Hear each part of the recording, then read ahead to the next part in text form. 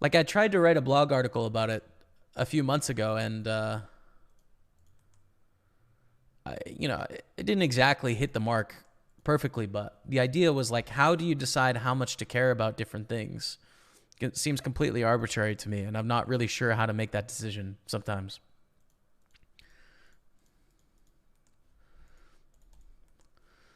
Like if someone is being sexist and condescending, do I handle that the exact same way as I would as someone being racist? Do I handle it differently? Why differently? You know, and by how much? Don't have the answers to these things, and you can just make the decision emotionally in terms of like whatever gets you emotionally. You can just make the call, but like most decisions go through some sort of rational framework, right? Some sort of like decision making process as to why you make the decision that way or not. And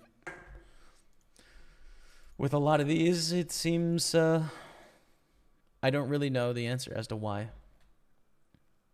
It seems difficult to me. Anyways, King 3 off. Good luck today. Thanks, man. Thank you.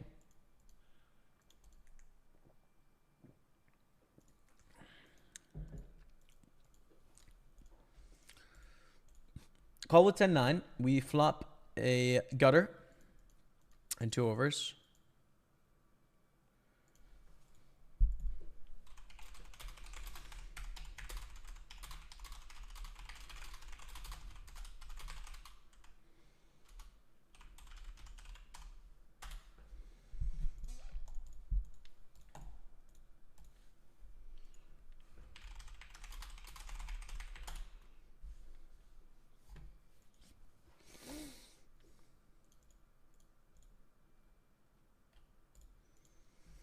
And go for the big bluff here.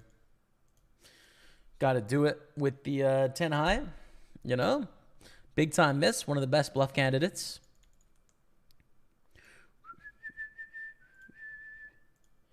So we have a 530 bounty, a 530 bounty, a 630 freeze out, and then a 1K bounty, all coming up in the next 2 hours. So we are going to get some high stakes going. But for now, we'll continue with what we got. Battle it out.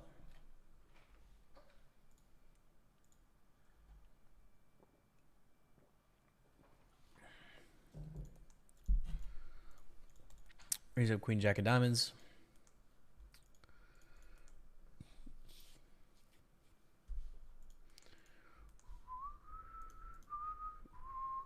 Thanks, Von Scott. Thanks, bro.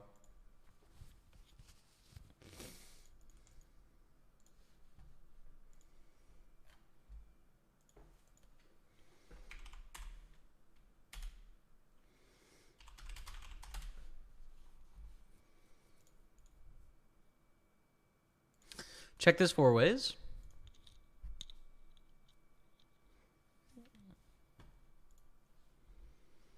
You gonna play any WSP? No. Not this year, man. If there's online WSP stuff, I would, that I could play in Canada, but I don't think there is. Wow, we're already indifferent here, I think. When they pot it, they have straights and 2 pairs we don't have. I think I just want to fold against the pot sizing here. Like, in theory, I don't think we can. I think we need to continue with our 1 pair of queens. But that's going to assume that they have a reasonable bluff range of 5x and 6x for pot, which I just don't think people do for this sizing. To be honest, I just don't. Just gonna fold. I mean, that's an exploit fold, and we can get exploited by folding here, but that's fine. I believe in it, bro. I believe in it.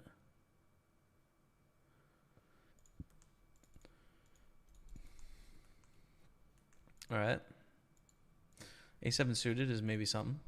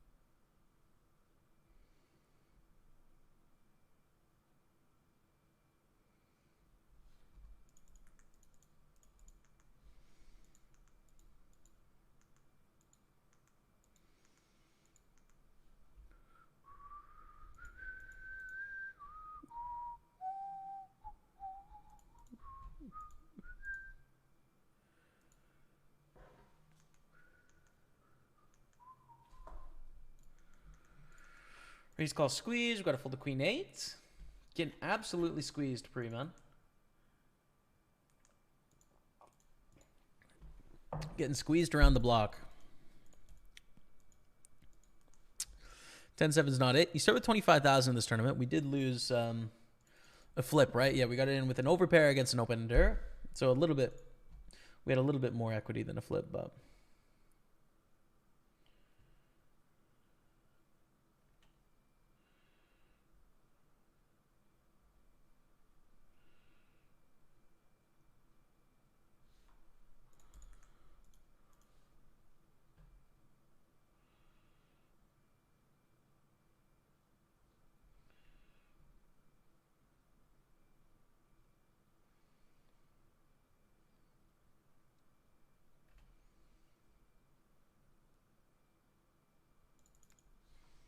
All right.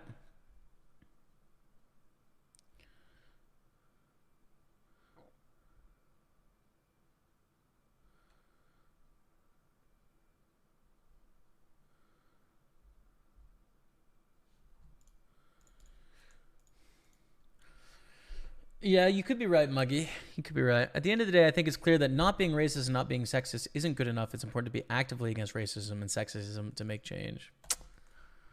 I think that is true. I think that's true. I think that's true. You have to be proactive.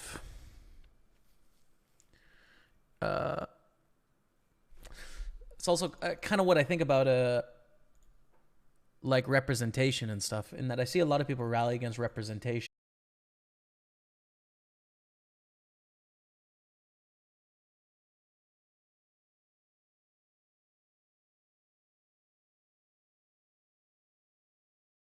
But now I've kind of come to understand why I think it's important.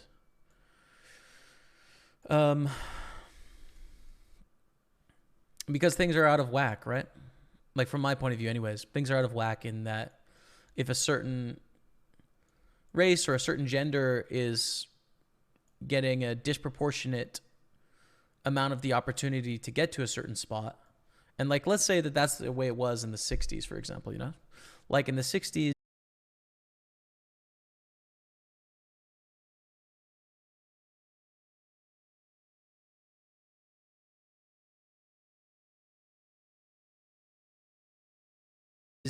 and so if you want to level the playing field, you actually have to be proactive in giving more advantages to the disadvantaged group to level it up, you know, to make up for the effect of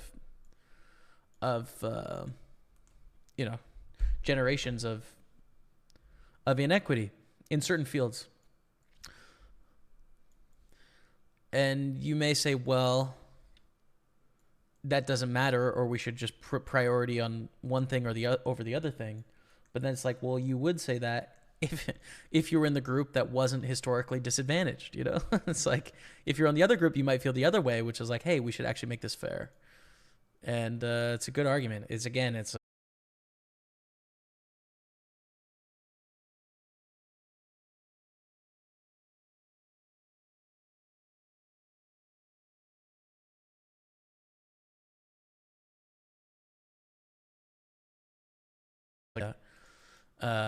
even if it comes at the expense of people under my own race or under my own age group that have to have, you know, a 0.5% higher GPA because of this like affirmative action, I think it makes sense because you have to be proactive to like right the wrongs of the past. You can't just be like reactive, and you can't just be like, oh, we'll make it 50-50 now. It's like, well, yeah, but I'm on first base and you guys are on third base.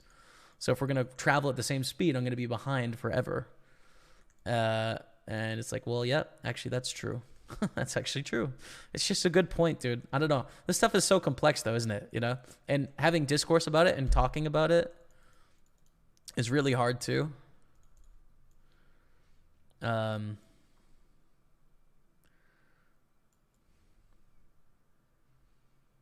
I don't know. Like, I think back to early in the stream, anyways, and like I had a lot of positions that weren't really well thought out, you know, that were kind of just like surface level thought out.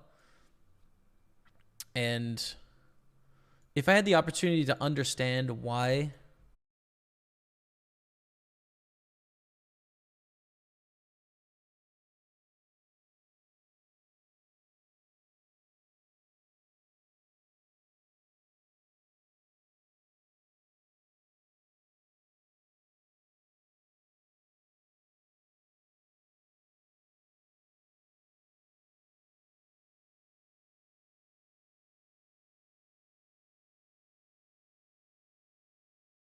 why it makes sense. Like, I feel like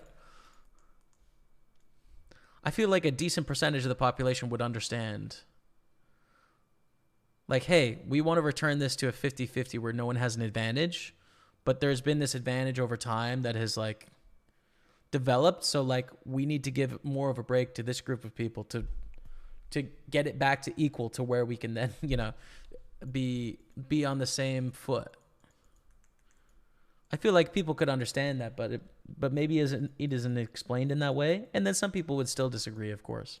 But yeah, I don't know, man. Good luck in your grind, sir. Yo, Sven, what's up, brother? How are you, man? How's the grind? Are you in Malta still? What's going on? Stanley Cup bound. Also, hi. Go Avs, go. You're an Avs fan, PGD? Enjoy it, bro.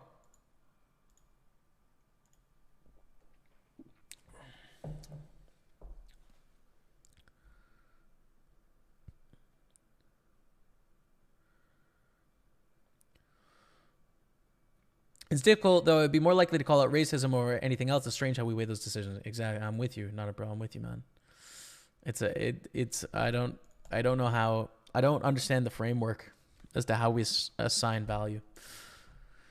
Hey, Jamie, good luck today. Thank you, Jackie Shalley. How are you, man? How are things? I'm doing great as well. I hope that you're all good in Ukraine and life is all right.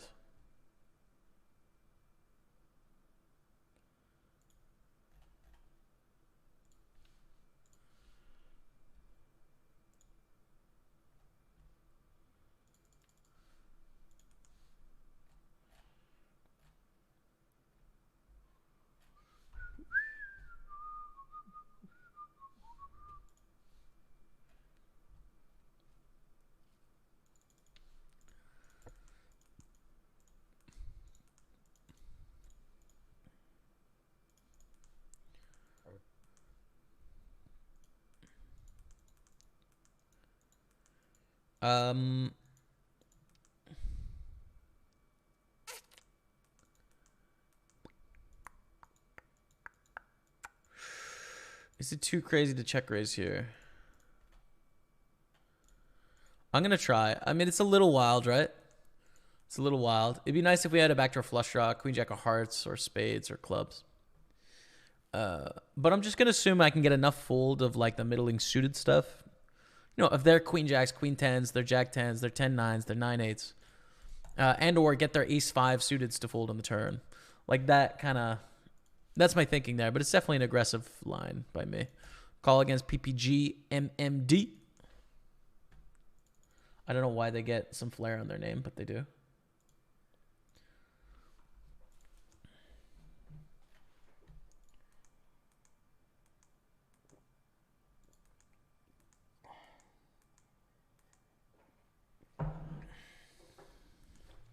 Whoa.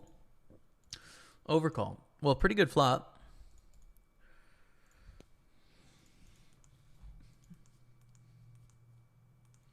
Check raise.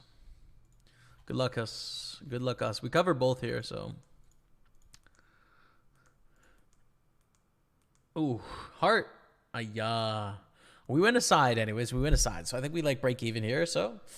But we got a pretty good chance at it. We got a bet fold out of wrap, you know.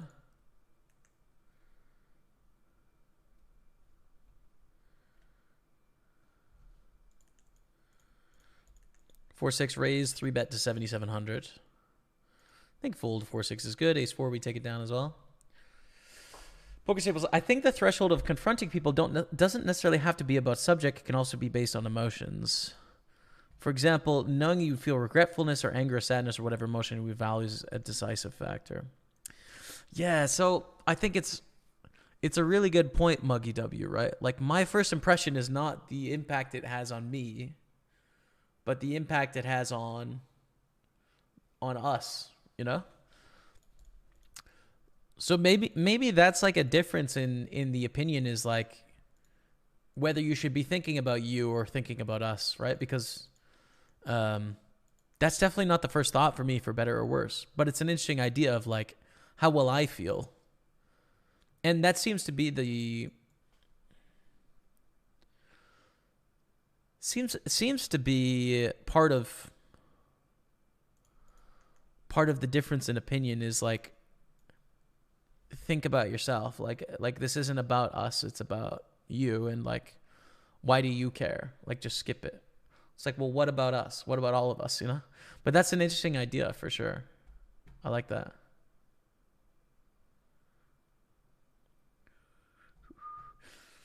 Though that's something that isn't going to impact you personally, would you accept that non-white male poker players paid less rake than males in order to provide a proactive advantage? I think that would be a really heavy-handed way of trying to be proactive, not a pro 420, right? Um,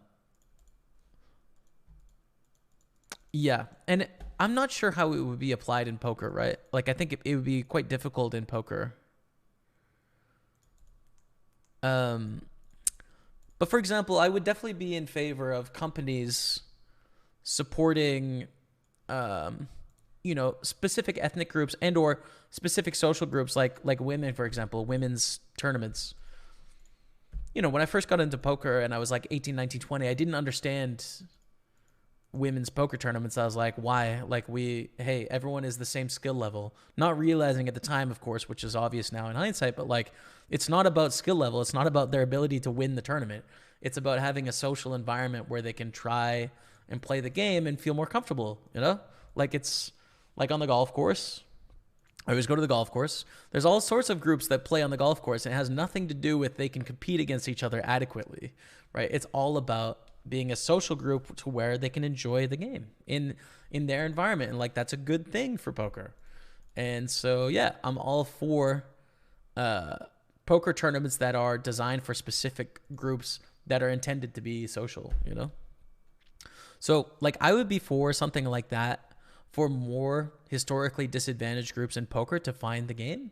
But I feel like a way you would do that in poker in America, for example, would be go to areas that are typically more, correlated with one of the groups that you're trying to introduce the game to, and host tournaments in that community and sponsor it with some sort of money or something. I wouldn't think it would be like a tournament by tournament rake, disadvantage. But like, so I would support it in some sense, but I wouldn't support that heavy-handed way of trying to go about it, Like, it's really delicate, right? It's like, there's definitely a certain point where it could be overdone to where, I think from my point of view again, right? Just my point of view here. There's some aspects of just physiology and differences in sex and gender in terms of what people are interested in based on physiology. So I think it's completely reasonable for some jobs to be biased towards one gender, or one sex, right? Like, I think that's completely reasonable. What level is the bias naturally? Well, you don't know, like what percentage of being a pilot is biased towards men because of biology, and what percentage of it is biased towards men because of society. I think you should eliminate the society bias, and I think you should allow the biology bias to exist as long as you would like, So how do you determine that? Well, I don't know. I don't know the answer. And that's why I think it's delicate and difficult to figure out. But when it comes to race, obviously there is no biological differences. And if there is any sort of like correlative differences based on race, it's evolved through sociological reasons over time. It's not biological in any sense. So like, that is a lot easier to discern when there's an inequity that shouldn't be there. There's like how much sunlight your skin absorbs is not going to make the difference between whether you're a pilot or not. It's going to be completely societal reasons as to why there's a disadvantage there. So yeah, I don't know, man. It's so delicate, It's so delicate, and I think you need to converse in good faith, and like, it's really hard to converse on Twitter and have space for people to be heard and to be understood and to be non-emotional. Because it's like you're throwing what you're saying out to a stadium and allowing people to shout back at you if they want, and some people shout back jokes, And then some people shout back serious replies, and then some people are just like overly emotional and think you're in a fight when you're not. And it's like, I don't know, it's just difficult to have discourse in that way, I think, you know?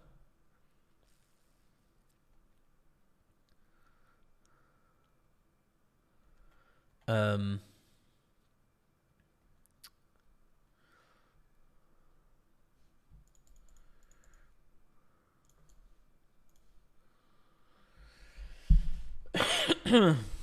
Whenever I think of confronting racists or sexists, I think of MLK's letter from the Birmingham jail. I have read that one. I have read that one. First, I must confess that over the last few years, I've been gravely disappointed by the white moderate. I'm not going to read the whole thing, but you guys can read it in the chat.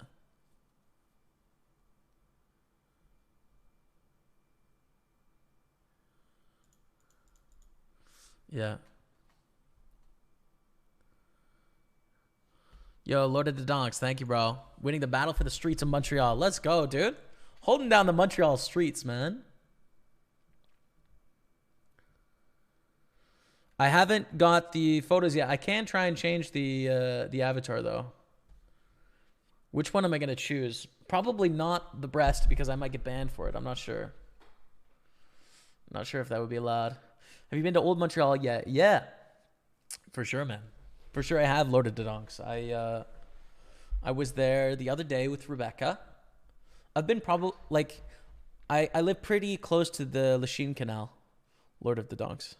I forget if you live in Montreal or not, or if you visited or whatever, but from where I live in St. Henry, near Atwater Market, you can walk to Old Port on the canal in about, like, 35 minutes or so. So we were there the other day. We rode bikes. We rode a Bixie on the canal.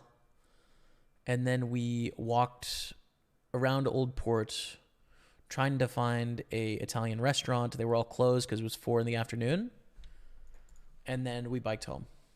So yeah, Old Port is cool, man. It is cool. It's a cool place.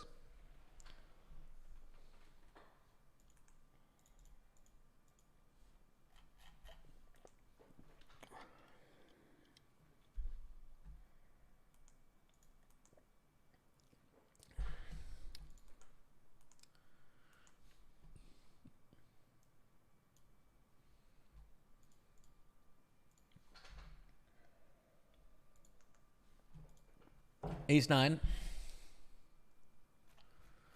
If Lightning win, I'm perma-timing you out. Man, I got to be honest. Like, I have a Canadian bias against the Southern U.S. hockey teams. It just frustrates me, man. It frustrates me that, like, Florida teams win, like, all the time. And it's just such not a hockey spot, you know? It is, of course. There's fan bases. I'm being too broad, but, like, Canada cares so much about the NHL, and it's so frustrating when, like, Tampa Bay wins every year. It's just like, damn, dude, you know?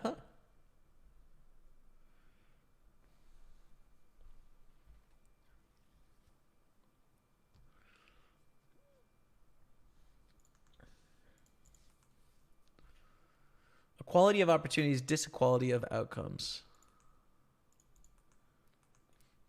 Nigiri Saki, I'm just trying to put that in context and understand.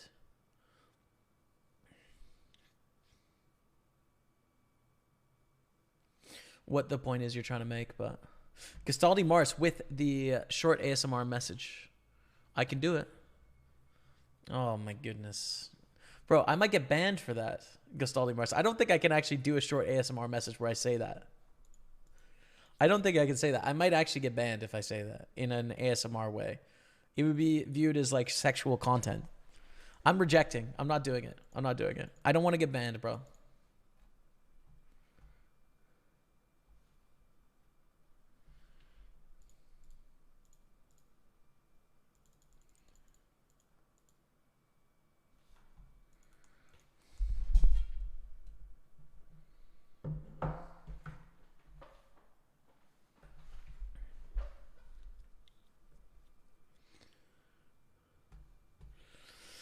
Why don't you stop with playing poker and start a political career, Mr. Staples? You talk so much, Mr. Know-It-All.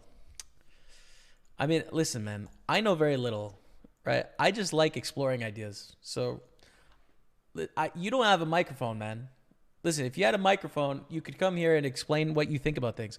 I'm just like explaining the way that I think about the world right now. But I'm totally open to and understand that like my perspective has changed a lot over time. You know, it has. It's changed a ton. And I'm 31 years old, and I'm going to think about the world differently when I'm 41. I'm going to think about it differently when I'm 51. But I enjoy the process of trying to figure out how it works, you know, and trying to dialogue with people and understand. And then also have like other people come to understand the way that I think about things. And for some people that's novel or interesting, and or it could be helpful for them. And or they're like, okay, Jamie's a little bit behind on the way he thinks about things. Like he'll probably come to understand it this way in the future. Listen, man, this doesn't have to be an emotional thing where like you feel inferior or as if I'm teaching you. I'm not teaching anyone anything here. I'm just explaining how I think about things and starting a dialogue about it, man. You know, I'm just talking about it. As for a political career, maybe one day. Maybe one day I will. But I have a lot of learning to do first, man. I need a much broader base of knowledge before I think I could really take on a political career, you know? So it's kind of a side project for me, which is like definitely going through philosophy over the next several years and sort of taking that on as a project to really understand it. But then I need to understand things better like economics and history and politics. And like I need a broad education. So a lot of my time is spent away, like in off time, just reading and trying to get smarter and learn more and understand more about the ways things have happened, you know, in the past and why they happen the way they do now and how people think about them. Because yeah, I think if you're going to try and impart change, you might as well have some knowledge. I mean, a good example is in poker, right? Like in poker, you can take on poker by yourself where you know nothing about the game. You don't have any information about the game. And like you just try and figure out how to play poker by playing yourself. You can do it all yourself. But the great news is that so many people have already done that for you. And they also share the knowledge with you through training sites, through coaching, through software tools and stuff where you can learn so much faster by just learning from them, you know? So that's definitely the right way to go about a poker career, I would say. Is like find out who has some of the best knowledge and go to them and learn from them as much as you can. It's just so much faster.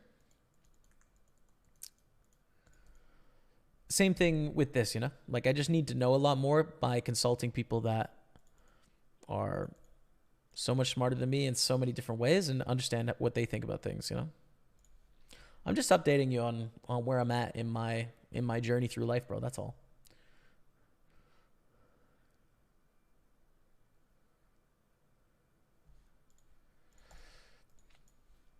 We have a gutter here.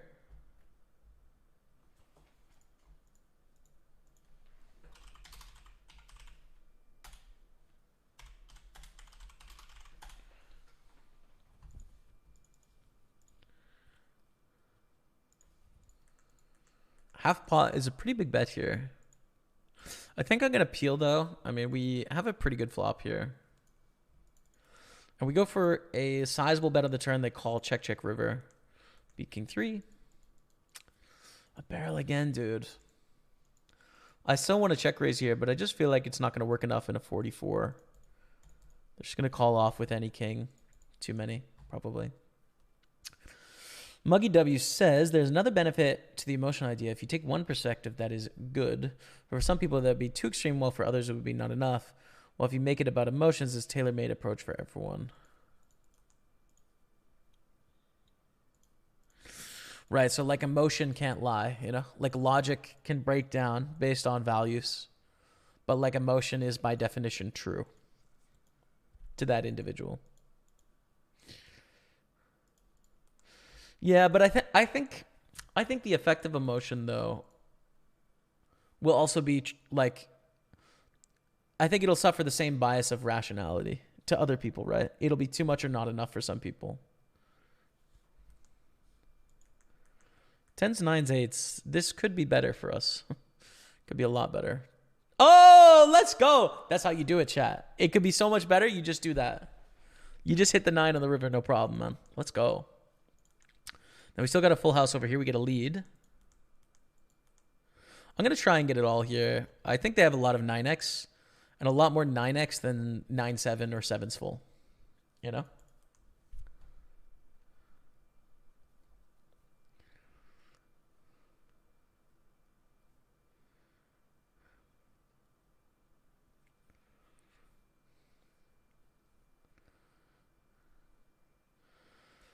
Let's go against King 9. Come on, chat. Look at this chip up, bro. We're going to get in the 525 bounty, 75k guaranteed. That's going to go on table 4, so we'll open that back up again. All right, here we go. Green, because it's a knockout. Good luck. Our first 5, well, I guess second 500 of the day, actually, if we're honest.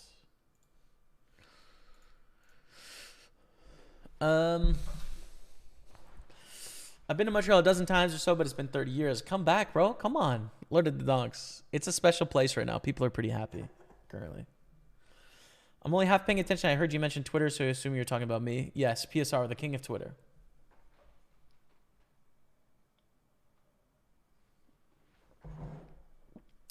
Canada stole my hockey teams twice, the Flames and the Thrashers. Did both those teams come from the U.S.?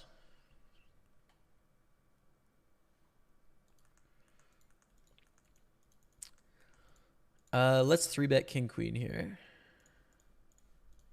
Small blind. If you think about it, it's kind of like poker. Everyone should have access to the same resources, strategies, and enabled to play life in a GTO way, but results may vary. Word.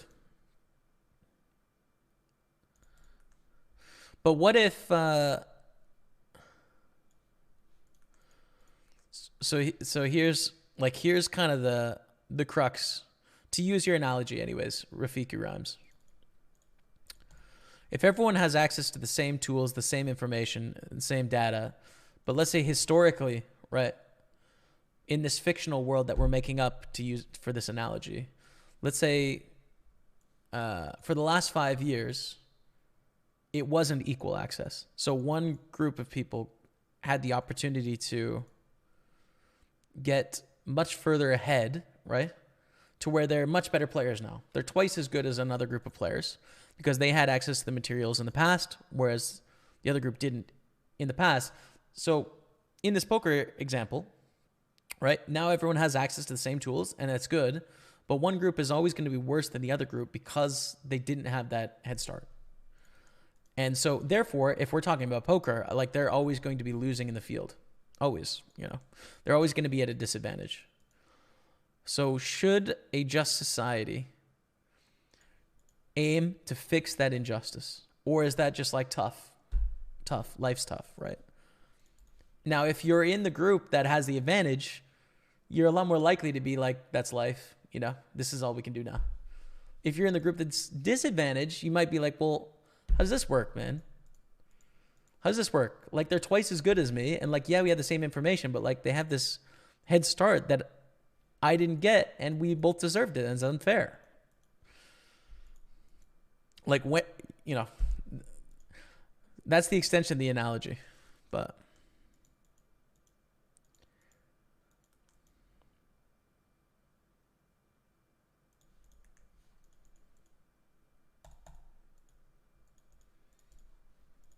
if there was no history, then I'm on board for equal opportunity, equal competition.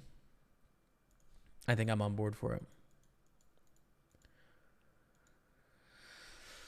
Pot bet here, dude. I just don't think folding is the right call with second pair against the pot bet. Like, yeah, it can just be kings or whatever, but it looks pretty damn vulnerable, if we're honest. It looks scared to me.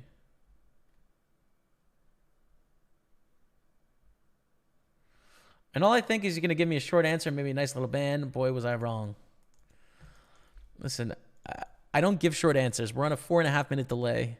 I've been streaming for 7.5 years now. Short answers are not my strong suit.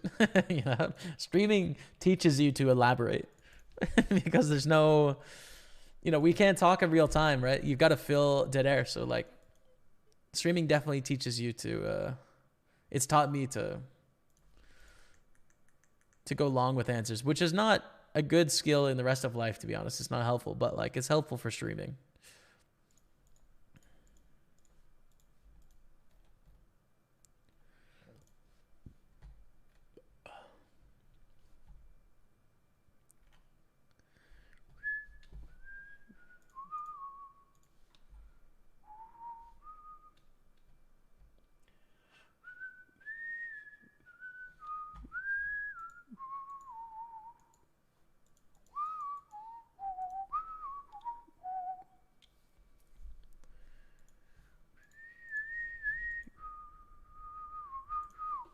Ace 10, Queen Jack, loving it. No 10.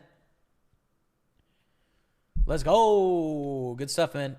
$10 bounty coming our way. We're chipping up. We have great stacks on all three of these tables, right? Over double stack here. Over double stack here. And then I think you start with 50K in this tournament, so 4x stack here. Let's go down to the 500. We limp call with King 7 suited, Jack 9 deuce on the flop. We continue here, I think, with backdoor flush draw over card. Just trying to think about. Our range is wide, right? We limp call. I think I'm just going to call here. I don't think it's a great hand to raise in the spot. I think we could raise a hand like King Queen if we decide to limp call it. King 10 and Queen 10 are going to be a little bit better as well. 8-7 backdoor flush draw, those sort of things. So we're probably overdoing it by check raising a hand like this. Check, check. I don't think our opponent's folding a deuce if we bet, right? I think they're just going to call. So I don't see much reason in bluffing, and we definitely can't value bet. So we just have to hope we get to showdown with King High here, and with the same hand, basically. Party's coming back to the Netherlands any moment now. Hey, man. Excited about that.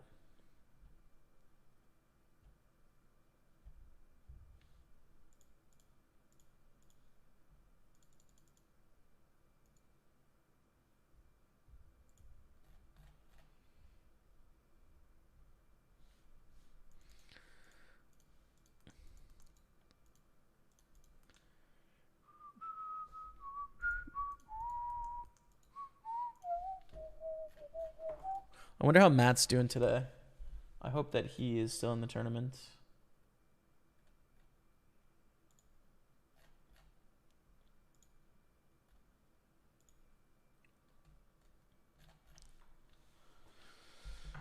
Let's check on the Instagram for old Matty Ice.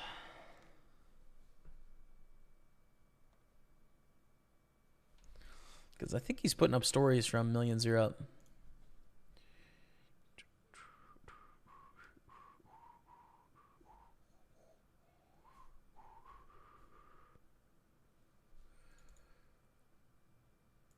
Check back here. I think with 7-8 is fine. Fold the turn to the bigger bet. No stories yet from the main today.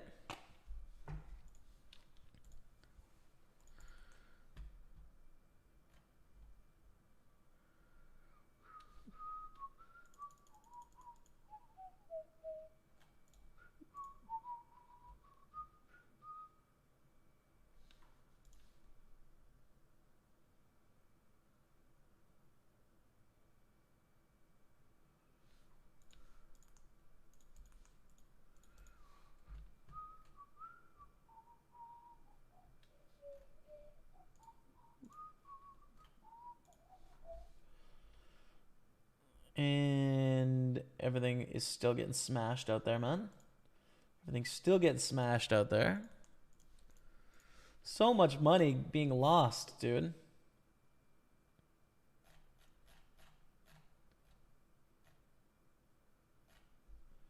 So much money being lost in the markets and the cryptos today.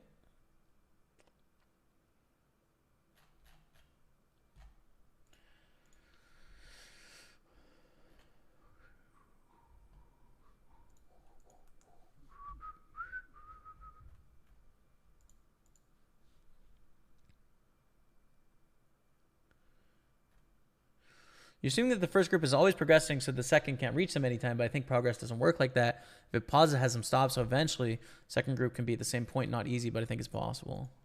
I think it's a good point. I think that's true. Like there's some things where progress becomes harder the further you are along. So the rate of improvement for one group will be faster than the other. So there's some truth in that. I think that's a good point. It's a good point. How do you measure this sort of stuff? This just seems hopeless.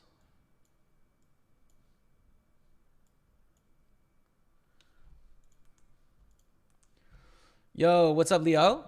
Dopest Kush in the building. Good to see you, man.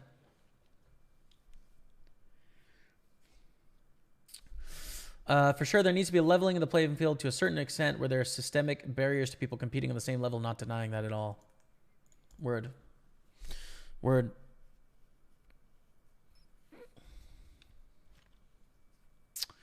Word, man. How do we go about it?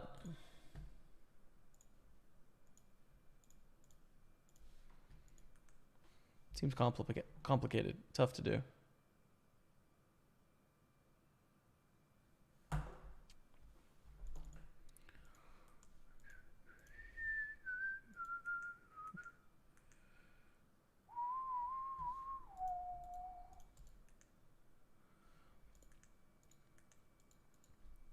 Ace 9 in the big blind. Probably going to be an all-in here in this 215 bounty.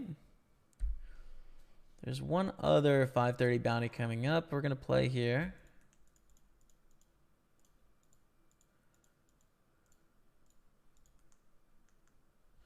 Let's see what happens.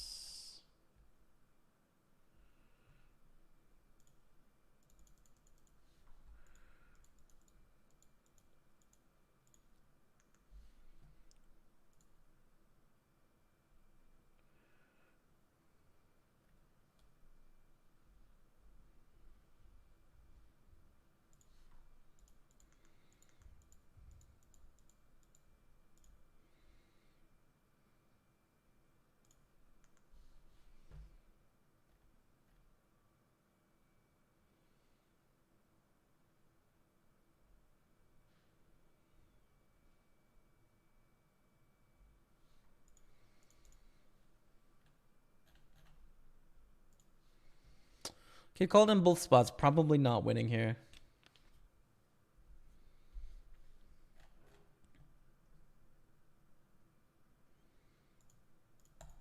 That's true, Rafiki. Rhymes for sure, dude. Listen, if someone's not getting the whole deck, we got big problems. We got big problems if someone's not getting the whole deck. Oh, let's go. We actually win there? So sick. What did people have? 2s and 6-8 suited. All right, cool. We're up to 12,000 now. Let's go to the 10s.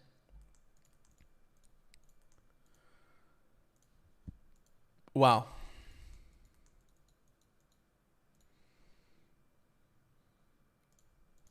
So I think we bet here. If you think about our ranges, right? We both have ace-x, you know? We both have some quads in our range, but then they don't have nearly as much kings, queens, jacks as we do. Because they 3-bet. So I think we just go for a bet here with this hand. And then if we get raised on the river, probably fold, right? I think that's the way to approach this. Because they do have all the suited aces, and it's hard to have, you know, an ace here, but it's possible. But right now, it's definitely more likely they have like king, queen, or king, jack, or king, 10, or they have 5s, or they have 3s, or they have 2s, or whatever.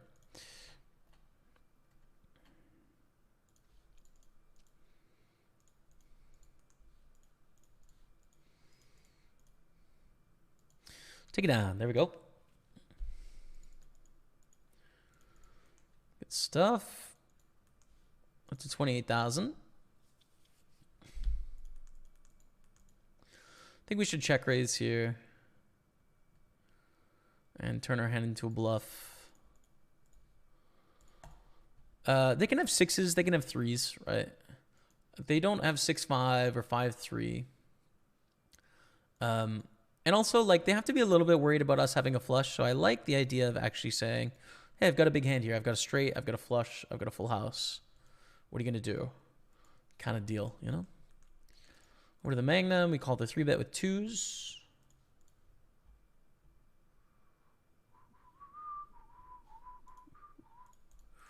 Probably going to check raise against a small C bet, small. And against a big C bet, we'll fold. I think that's the plan.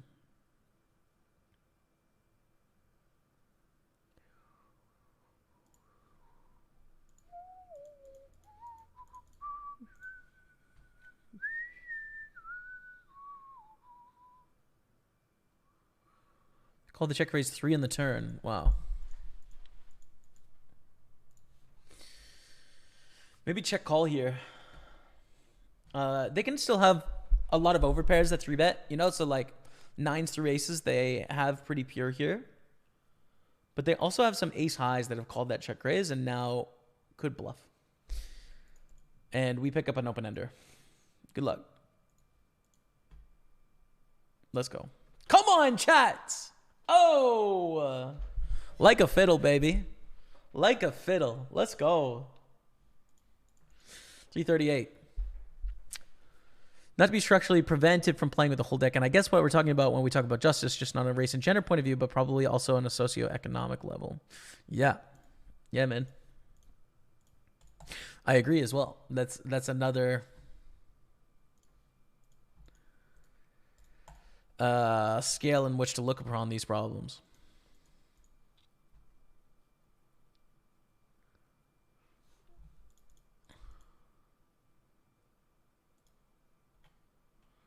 All right, so we're in some pots right now. 9s we're reshoving all in. We're going, it goes bet, call, raise with Jack 10 here. Minus 1.67 in the sock for me today, which is probably not much compared to others. Yeah, I guess it depends what you own, but like I'm probably stuck 3% or something today.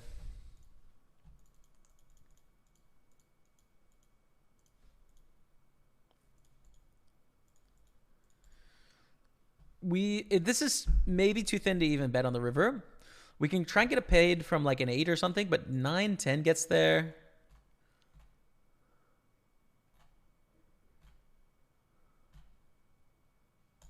I'm gonna try, but this is thin. Okay, take it down. That's good.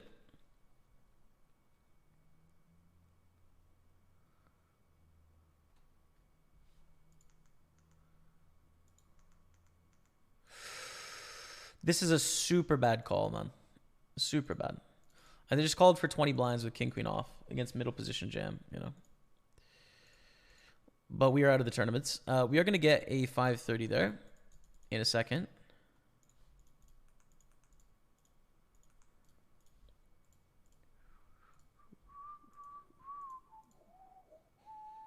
Yeah, we're going to start the 530 in 11 minutes, so we'll just leave that table open for a sec.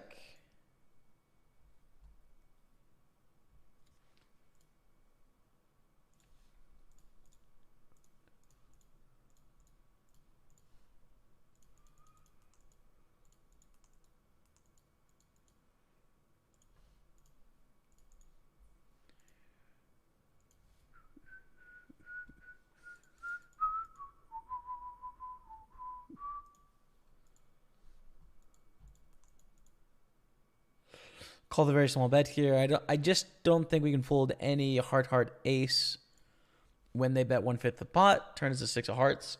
Pretty reasonable spot to continue here, I'd say.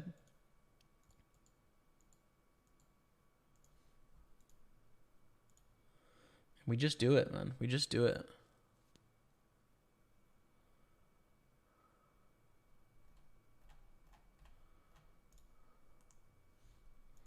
Pot.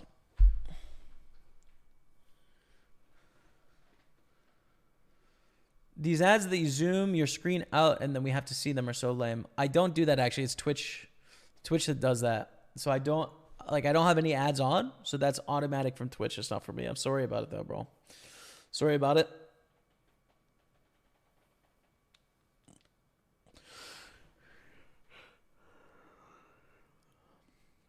We're going to go on a quick 5-minute break after this hand, but hopefully we win it first.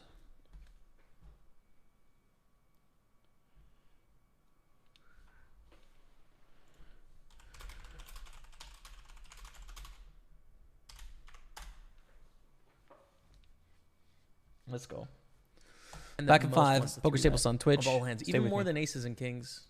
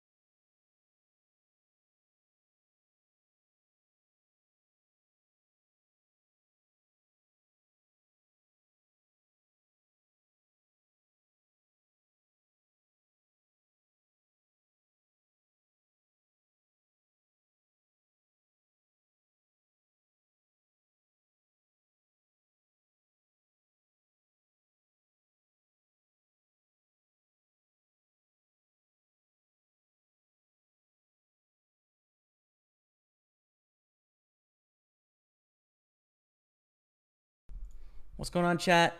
Welcome back. We are here. Dougie is here as well, but I think he's going to go. Can't get him to chill in the basement yet. All right, back in action. Fold the 9-7. Now, what are we missing? We are getting into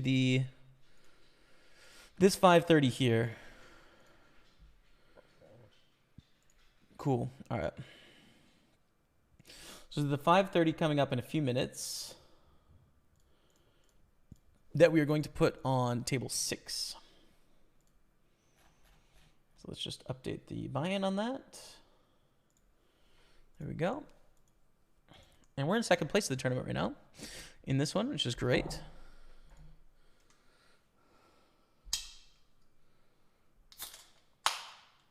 Good luck, Jamie. Thank you, Atmos. Thank you, bro.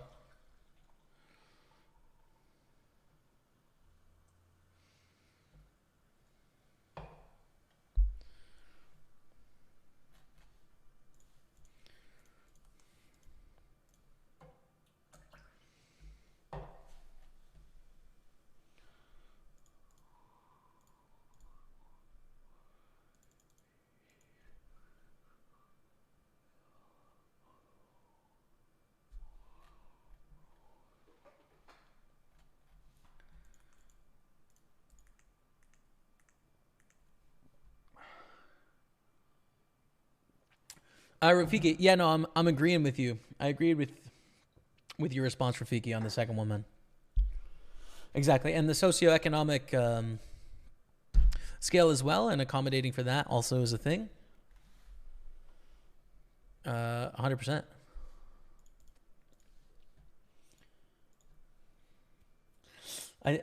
So Rafiki, I think it's like, don't necessarily have enough knowledge to develop my own well-founded position, but I think the closest I could get to right now anyways, in terms of how I think about what a good setup is for a society, is to have some elements of society solve for equality in certain atmospheres, right? In certain arenas, to accommodate for a basic level of like healthcare and clothing and that sort of stuff, right? While expecting something out of the citizens for that as well. But then allowing competition in the realms of things that are not as important, you know? So for example, when it comes down to like sports, not doing, like a real obvious example is not doing like, not trying to qualify for like physical differences, you know, not trying to find equality in physical differences in sport, because that's just one of the breaks of life. It's like, oh, you're really tall, you have an opportunity to be a great volleyball and basketball player. You're short, you can't be a great volleyball or basketball player. And I think it'd be silly to like try and find equality in those sports based on height, you know? Like that would be an over adjustment and like an overcompensation for luck in being alive. I think some aspect of being alive, some part of it is about that game of like you're dealt cards and you have to try and figure out how to do your best with the cards that you're dealt. So try and make life fair in the areas that as a society we have the ability to make fair. That would be food and shelter and clothing and health and stuff. Like provide a base level of assurance in those areas, but then allow competition to flourish in areas that are less important, you know, areas like art, areas like culture, areas like sports. Allow there to be inefficiencies and inequities in those spots, because that is some of the flavor of being alive, is trying to figure that out. So I guess that's like the closest way I can describe how I rationally try and think through what should we adjust for and what should we not. Like that's where I'm at with it right now. But I don't know. A lot to be developed, and there's just a lot of unknowns, you know? Like part of the reason of going through philosophy is I know that there is tens and thousands of smarter people that have grappled with the same questions and come to much better answers than the one that I have right now already. And I just have to learn what they've, and it'll make way more sense and it'll inform my position. But that's where I'm at in my process, anyways.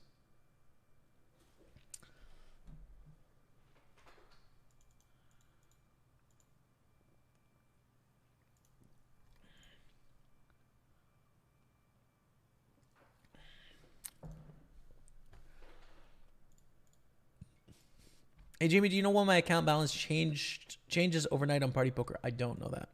You'd have to email support. If it increased, it could be that you gained like some refer a friend rewards, or you were offered a credit because someone was caught cheating or something, so then money was put into your account, or you were paid for some sort of promotion or something like that. But if it decreased, I would have no explanation. You would have to talk to support about that.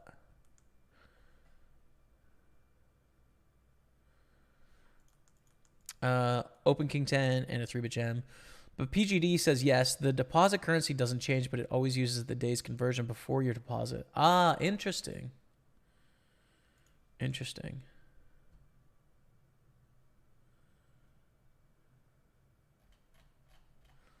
Anything on Stake Kings? I had a few things up this morning, but I think they're sold out.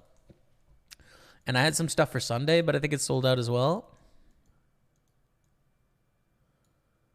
I don't know what to do with this King 6 suited. I guess I'm going to peel here. I might be able to put up some stuff for tomorrow, dude. I just don't know when I'm going to start streaming, so I'm not going to do it yet, you know?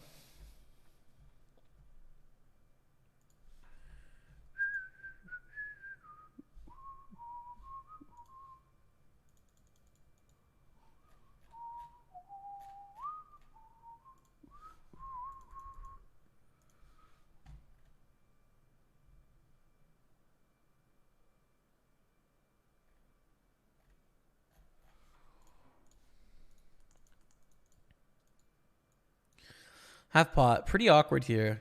Think I'm going to fold. If I'm in the big blind, I'm going to call, right? But like Toma T has the most straights and 2 pairs here of the 3 of us. How can we improve on the turn with a king or a 6? You know, what are bad cards on the turn? 9, 10, 5, 4, 7, 8. You know, like there's just a ton. So yeah, we're just going to fold there.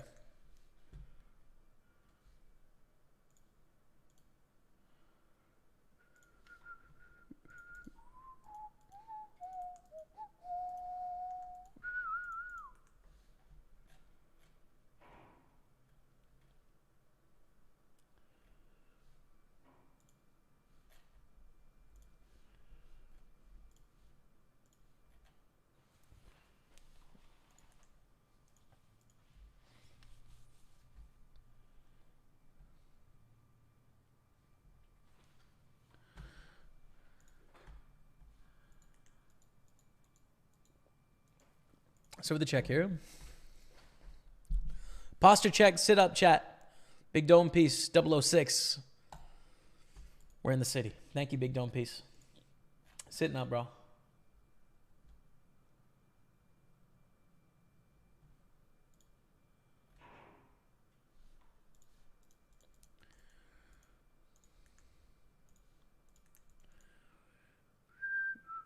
So this is a bet 3 ways. Is a really big bet as well. It's like 85%.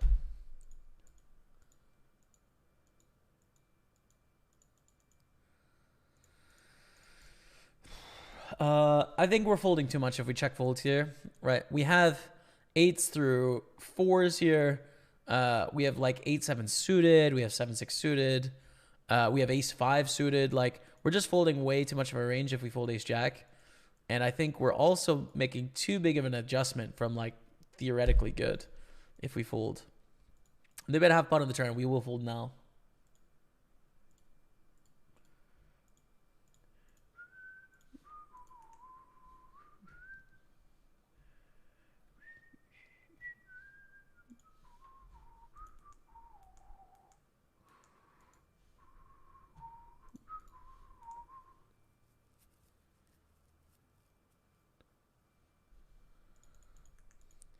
How do people not come to the conclusion of equality? Well, I think the sport example was my was an example, right? Equal opportunity is all there is. We haven't even started yet, in my opinion.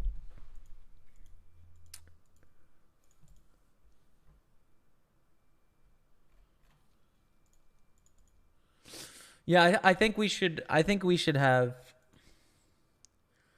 Here's the thing, though, from my point of view, anyways. I think humans are like human nature. To some extent, is competitive, right? And to some extent, is selfish. And so, to design a system where you need to rely on people to not be selfish and not compete, I think is probably a mistake. I think there's got to be some element of competition in a system for it to work well, because that just really resonates with a lot of people from my point of view. Hence, like, I just don't think communism will work. You know, I just don't. But I think that, for example, I like the idea of everyone having healthcare, but I like the opportunity for there to be private healthcare above and beyond the baseline healthcare, that for the people that really want to compete and take control of their own system are able to supersede the same for everyone. So I like equality, but then I like the ability to compete past equality. Same thing when it comes to, like housing, right? Like, I think people should be able to live in a house, and yet I think allowing people to compete to live in a really nice, much bigger house, I like as well. So I don't know. I don't know what that would be described as, but that is some equality with market opportunity and competition, though. So I guess we're going to fold with ace king, right? Small lead in the call on the 5-6-7, three ways.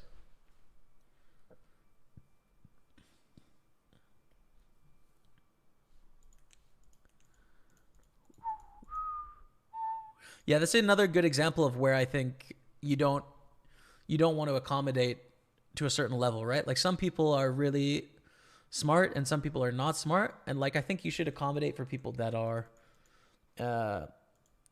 mentally challenged in some way, right? And like, accommodate for them in some way.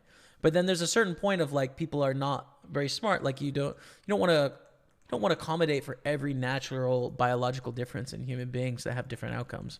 But you want to accommodate for some, I think. And what do you guys think about this, right? As society progresses, technology progresses, our ability to accommodate for more and more things would progress. So the way that it seems to make sense for me is that as time goes on, you accommodate for more and more over time in the realms of influence, right? Like, when it comes to health and food and mental health and shelter and clothing and stuff like that, right? Like, it seems like with technology and progress, you should accommodate for more slowly over time. Like 100 years ago, we wouldn't be able to accommodate for the same health that we can today. But we have technology, and so we can accommodate for more. And into the future, we should accommodate for more. So like, every decade, there should be more and more included in that. There should be a creep of like, essentially shared opportunity. But then the free market will outpace the creep of that, you'd think. It's fascinating, man. It's super interesting. Like, how systems work, how society works, how it all jives together, everyone's own incentives. What's the best setup for it all? I think it's so amazing to me. It's so complicated, right? It's such a complicated system.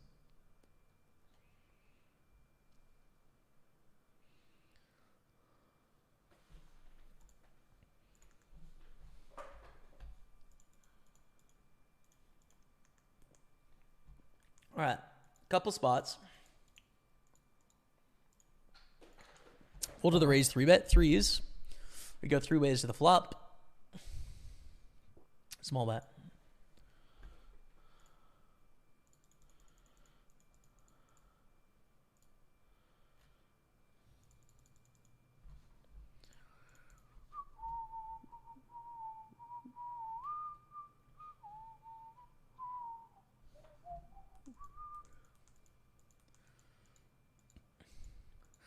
Like at the end of the day, it seems like that is the argument, right? Like how much do we accommodate for inequity?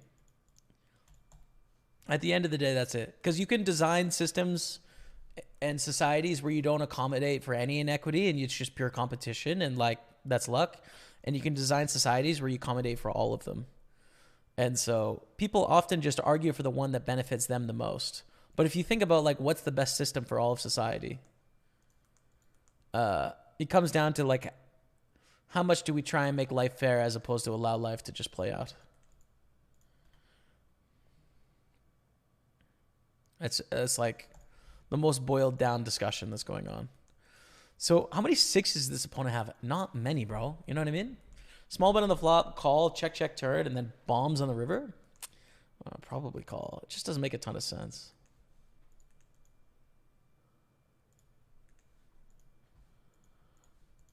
We lose. We're still double stacked there, but too bad.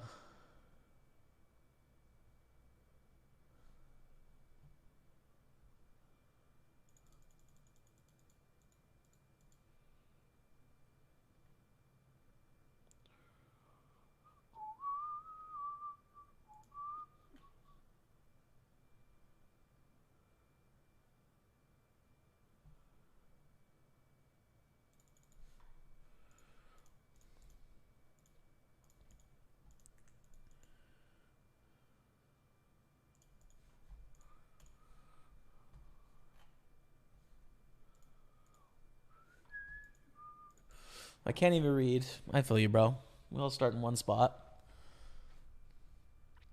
Big Ben in the chat, actually. So I asked him for some advice, and like he provided me the advice on like a reading list of philosophy, like source text and stuff. But I'm reading a book right now called How to Read a Book, in the exact same attempt, right? Which is like these books are really, really difficult. Definitely the hardest stuff I will ever read, and like I don't have the necessary skill set yet to read it proficiently and get a lot out of it. So I'm learning how to go about reading it to get out of it what I need. Like it's a lot of steps, you know. Almost done that book, How to Read a Book, but it's kind of a heavy book on reading a book, you know. Almost there.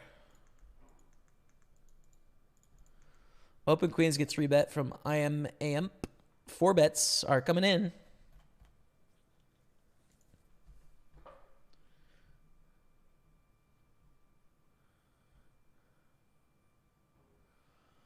Agree with the statement that communism won't work. Decentralized distribution is for chumps and broken hierarchy. I would say the closest to equal opportunity would be to abolish wage slavery. I'm an anarcho-syndicalist. I don't know what that means.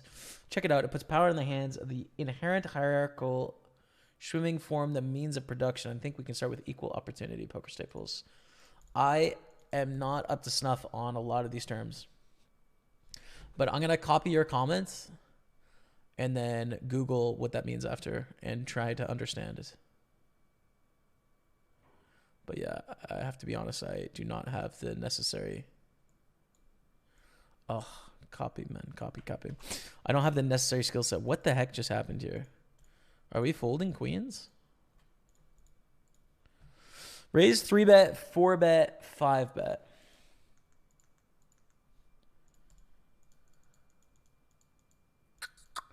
We're on the line. I'll tell you that, chat. We're on the line here. We're definitely in with kings and aces. We're definitely folding jacks. Queens is a decision.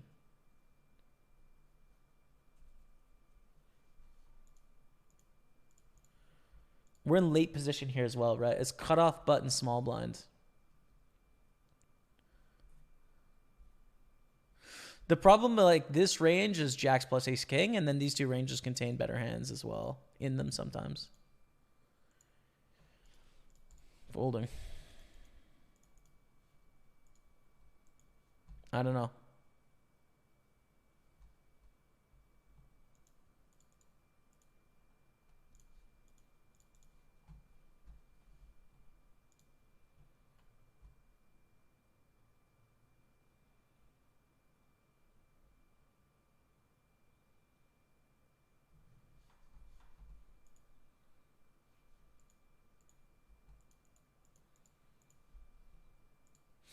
And we'll never know, chat. What do you think with the queens fold? Too tight?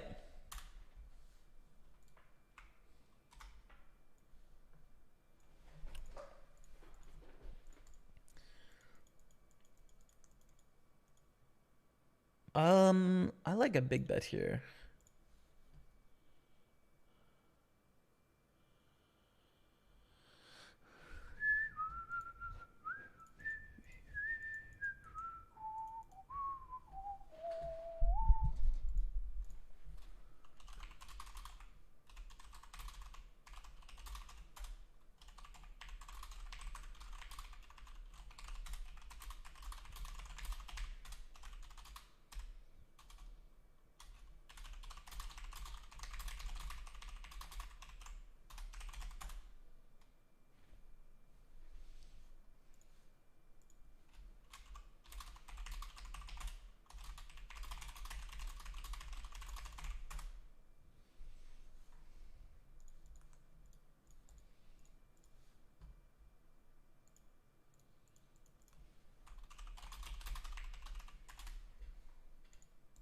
Call here.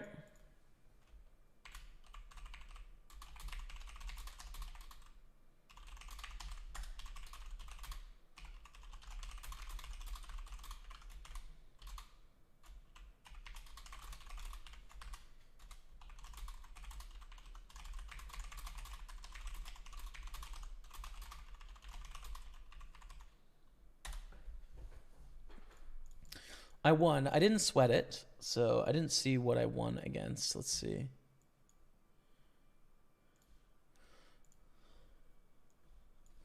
I kind of want to tweet out this photo as well of this.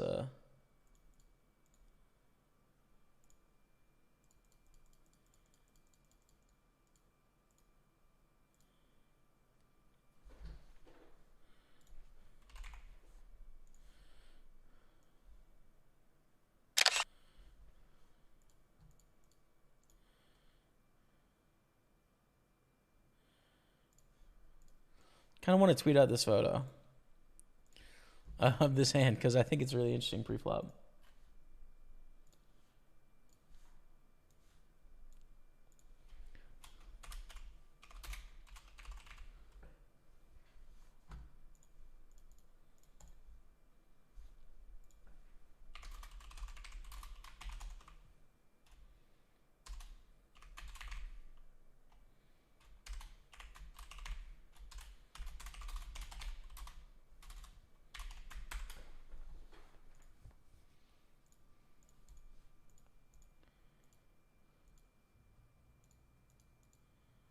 Fold. Clubs complete.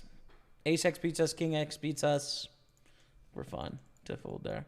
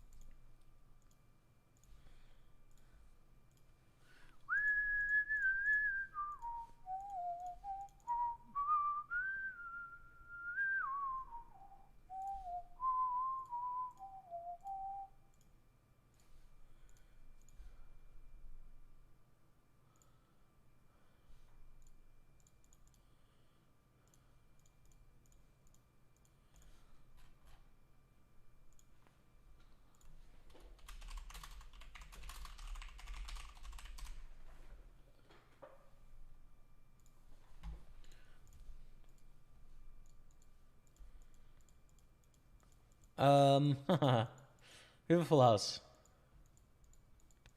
Probably call, man. I don't know. It doesn't rep a ton of hands. Aces are pretty good. Nice hand, aces.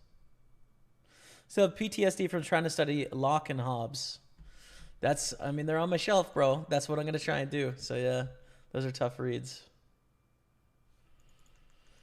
I'm worried about it because obviously it's you know, it's an unguided attempt at reading them as well. So, but you know, I'm sure I could find like online courses and stuff I could take and do that on the side if I struggle with it.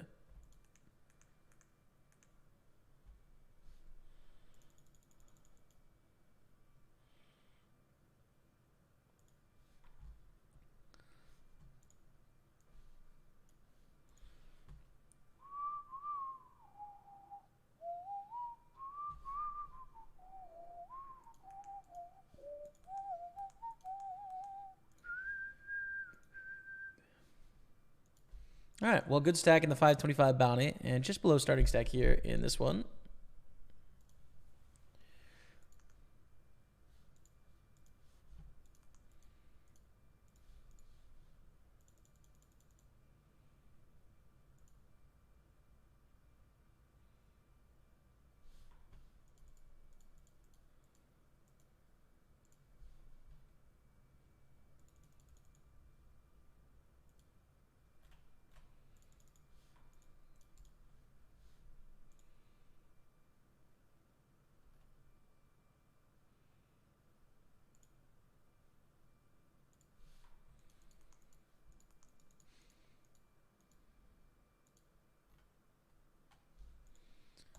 Four bets with these four clubs.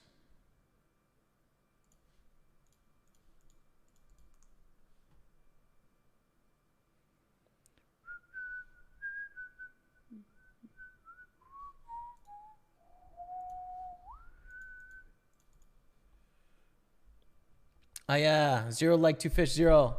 GG, man, in the 88. GG. You were sitting here, I guess.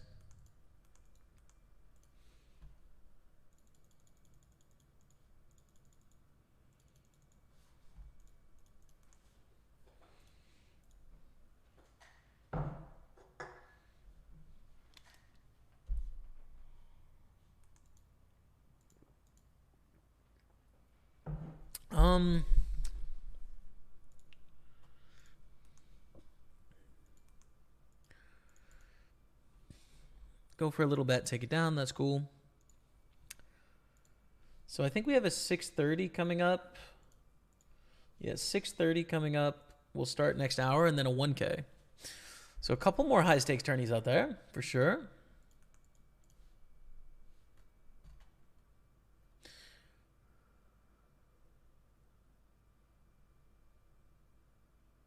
Yo, PGD, thanks for hanging out, man. Please focus on the poker. I'm just going to focus on what I want, you know? So sometimes poker, yes, but then sometimes other life stuff. And I know it's maybe not your thing, but I'm 7.5 years into this, dude. I have to enjoy my day-to-day life, you know? And sometimes I like talking with the community about not poker. I'm not a poker billboard, you know? I'm a human being. And yes, I love poker and I like talking about poker, but sometimes this stream is about other stuff too, you know?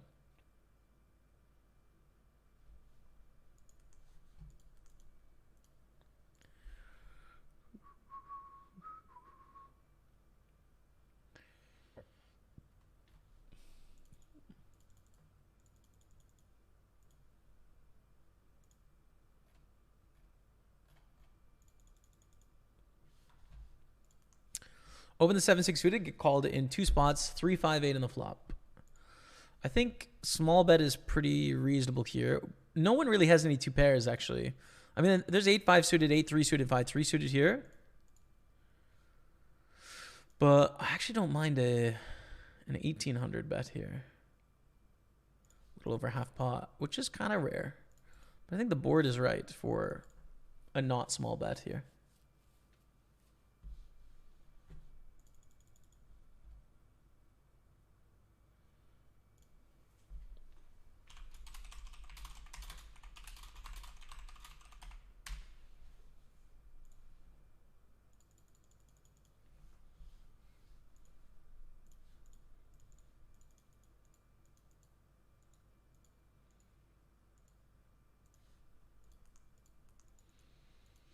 I think we have to check this turn. I mean, they just have so many more eights than us, right? Like yeah, our actual hand wants to bet here. We have 7 high, but it's just like, dude, like what value hands could bet on this 8? Like ace 8. Oh man, I'm gonna try and bluff, and we're trying to bluff a 5 or a 3 here, right? And say like I have an ace, but we can get check raise bluffed really easily in the spot. Like they could check raise, we have to fold almost our whole range. It's like, it's just not a very fun spot, but we take it down anyways, which is good.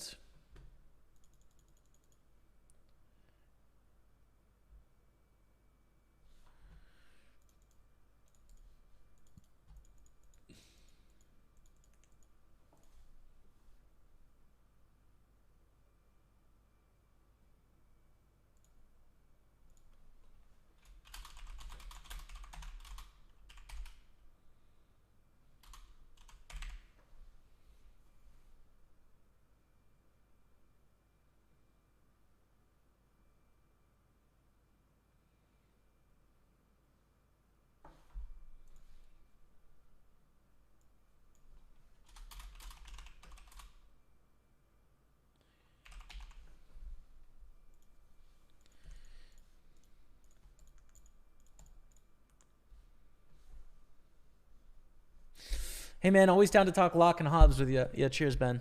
I'll just be consulting Big Ben on the philosophy takes. I already sent one sentence to Ben, and it's not even a hard sentence compared to what I'm about to approach, but it was hard for me at the time. I forget what it was.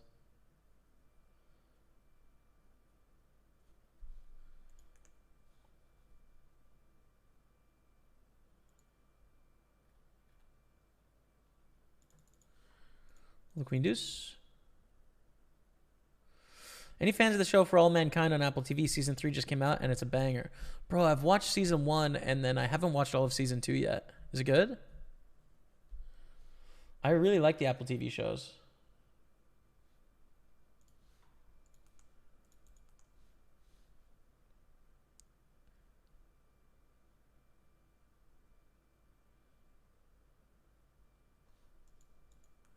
Sure, there's modern English versions that are a bit easier. Still not easy, though. Yeah. I'm prepared for the battle. The book Sophie's World, a novel about the history of philosophy, reminded me of your student plus coach approach of your course. Main character in the book asks all the important questions and the expert elaborates. Interesting. Never heard of that. I folded Scotty Spades and we didn't see the original five betters hand. Everyone folded. So we don't know.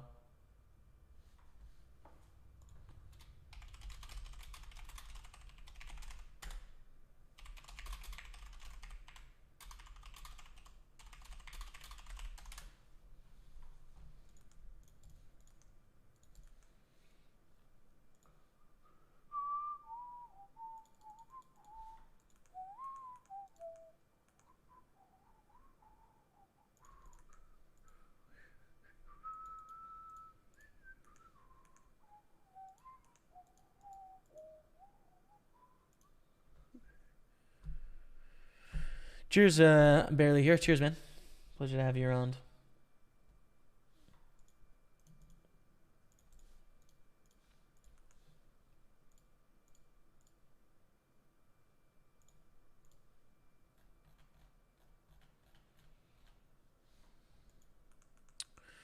I think we call here. Not quite 2-1, but with the pair against small blind, I think we have a call off and sweat it.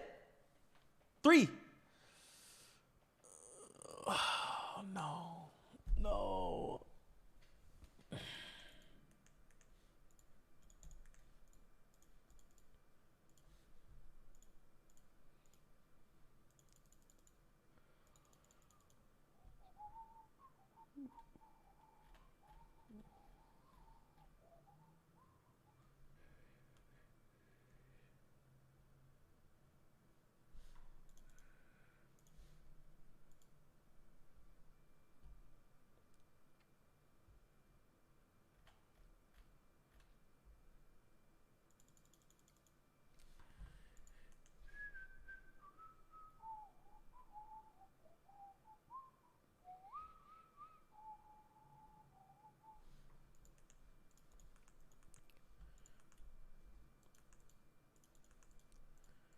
Raise up to 10-5.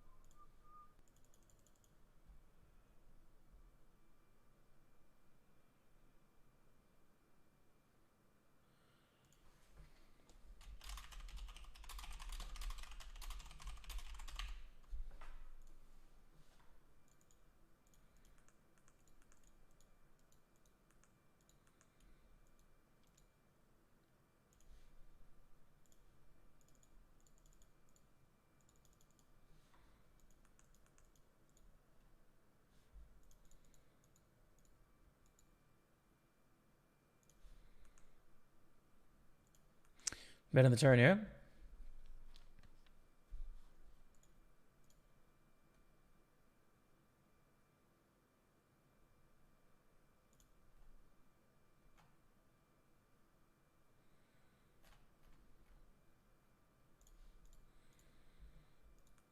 Okay, take it down. So raise, call, squeeze, call, folds. Flop is deuce 3-4. Okay, check raise. Okay, we call.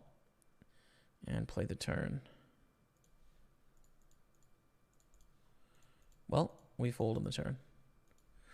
We can try and bluff kings, queens, jacks, but unfortunately I think their range contains too much ace-x that is not going to be folding. So I think we should check. And in our betting range, we have 6s, 7s, 8s, 9s, 10s are all in here.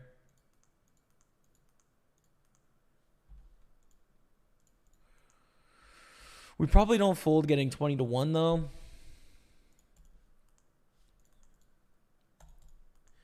I still don't think it's a great bluff spot because I think we're just getting called by ace-x. So the question is, can we fold getting 19-1? I don't think so. I think 5% of the time they show up with a random hand. Like, I think there's just enough chance that happens. But we're obviously not expecting to win often. And against me, you can fold. But I don't know enough about our opponents, so we just call. Okay.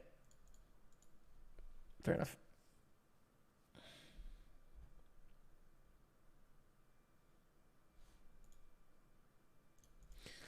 Not about what is and isn't difficult. It's about trying to understand the objective of these thinkers and their impact on society through time. Never an easy endeavor, especially trying to do it on your own. Man, respect for even wanting to try. Yeah, man. Cheers. I mean, I take no credit for wanting to try it. Just do. You know, it's just a genuine urge to want to try and understand how the world works. You know, just got that passion, man.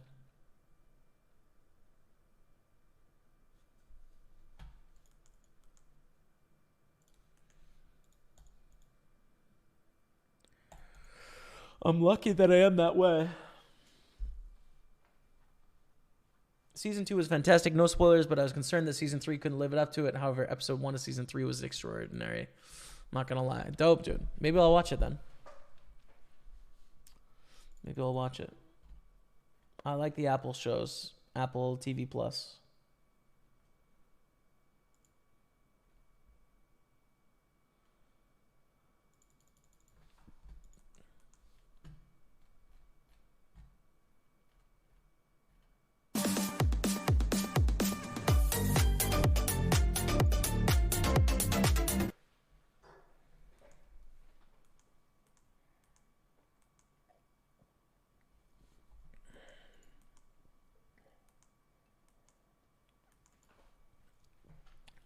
One Hit Pit, drop of the 4 months resub, gets the love of the chat for One Hit Pit. Thank you very much, man. Appreciate it.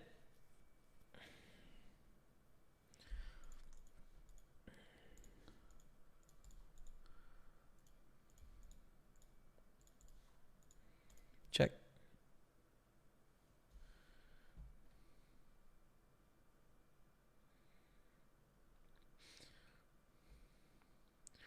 Life is a trip for sure. Metaphysics is my favorite area of philosophy, but God is hard to understand modern metaphysical discussion. I believe that. Whitehead is a psychopath and also a genius. Go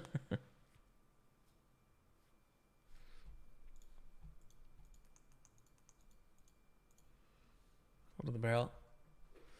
Started with Michael Foucault's lecture on the will to know, but man, that stuff is hard, says Muggy W. Yep. Yep, I think so.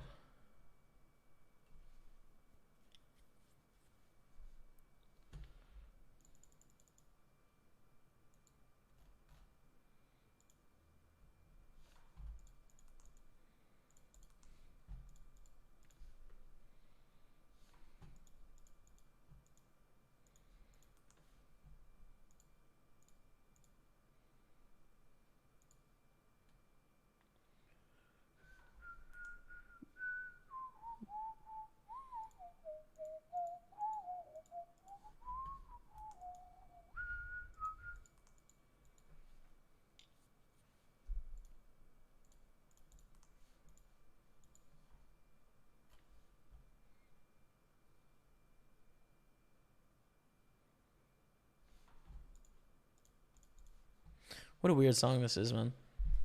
Definitely a different one. Ace Queen, raise it up. You know what I think it's time for, chat? Little lunch, dude. I think it's going to be a little lunchtime after this break. Good luck. Ace queen against ace king. No, in the 88s. How about running queens? 10. 10 works. Okay. We're still fine, though. We're above starting stack. It's okay. 133K. Here we are on the bubble of the 44 Magnum. Bubble time is active. And we are kind of starting stack-ish in both of these 530s now.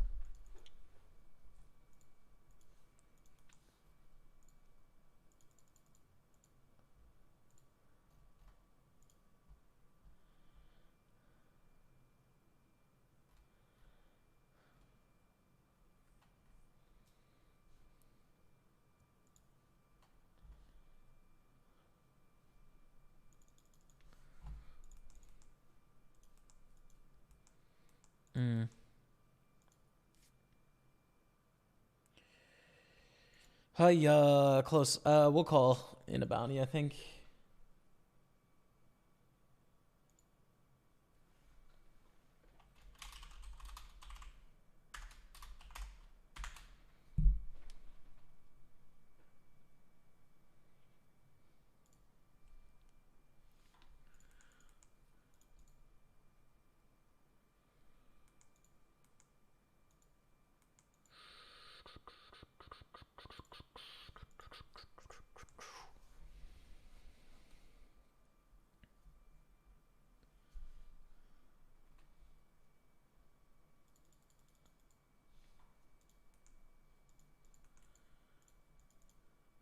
Nines, we raise. Gonna head off as I need second screen in a bit again. All the best. Thank you. 0 like 2 fish 0. Cheers, man. Good luck with the grind out there. I'll see you again soon, I'm sure.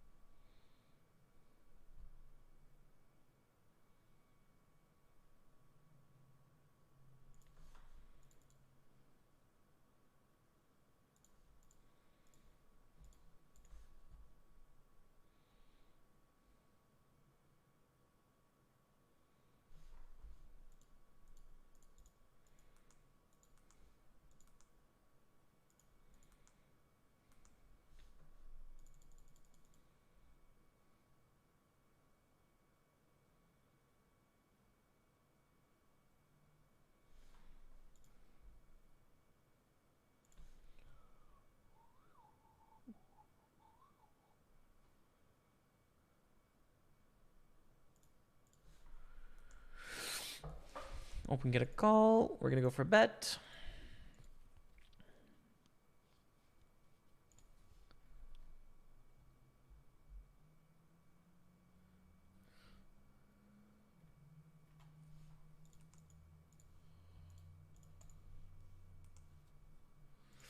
How about it? Not trying to understand what's going on would be so unfruitful. Yeah. Yeah, for sure. It doesn't resonate with me. I mean, I think at a lot of it should be happier often, probably. You know? Probably. Just be sort of like unaware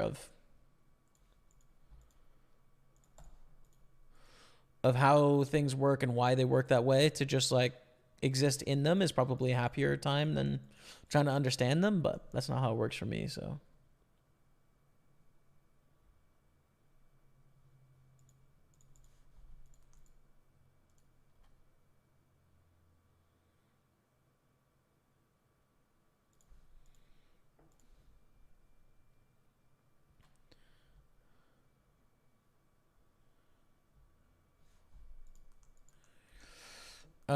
We get clicked back, we call, and then probably call turn unless it's an ace, a 9, or a spade. But it's kind of uncomfortable because they have ace jack in the range. They have quad 10s in the range as well now. Interesting. Can I ever get a straight to fold here?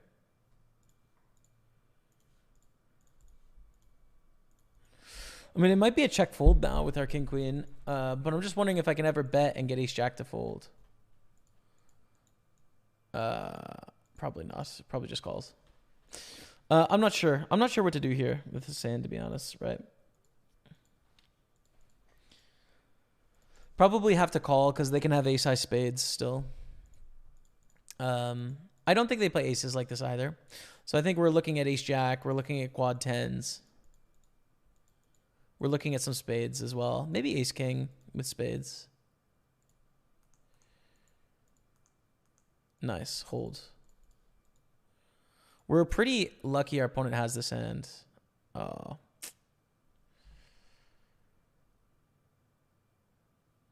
Oh.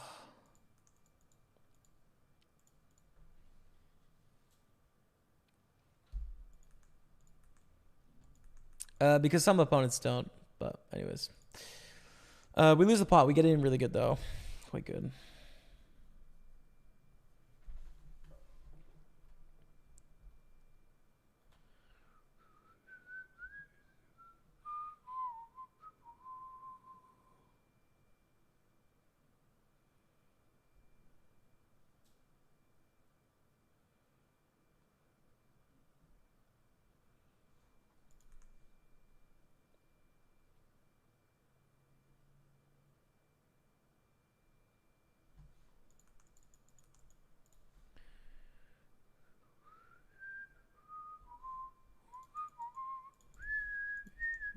That's kind of sad how that played out, man. It's kind of a bummer. Kind of a bummer, man.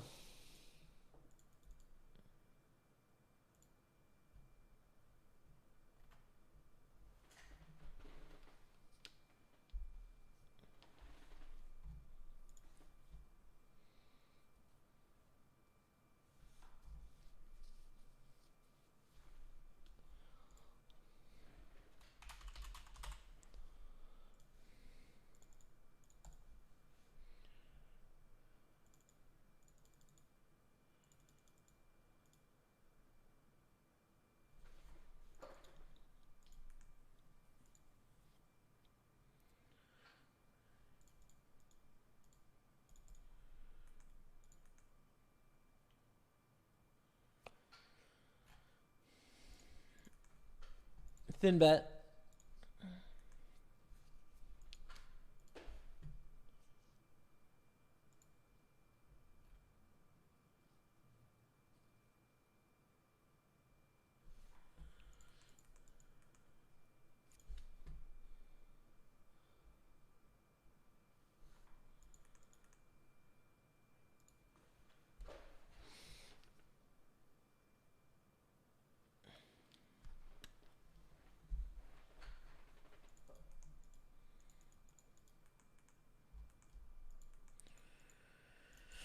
Okay.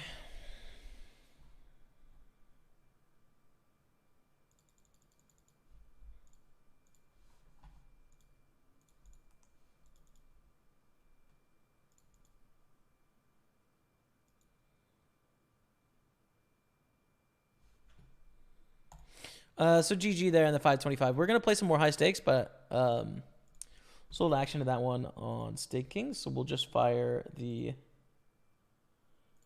Oh, no. The 630 didn't fire, unfortunately. So just FYI, Big Ben, the 630 on ACR didn't fire because it didn't have enough players, I guess. Well, we're going to get into the 1K anyways, but that'll be refunded.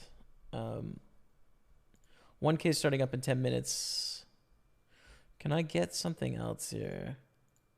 125 open will be good. I don't mind firing the 55 Masters, though, as well. So let's get the 55 Masters going on the side piece.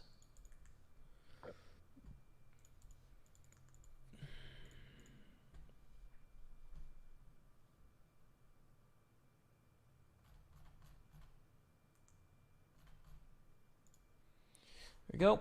55 Masters in action. Back to our 530 bounty here.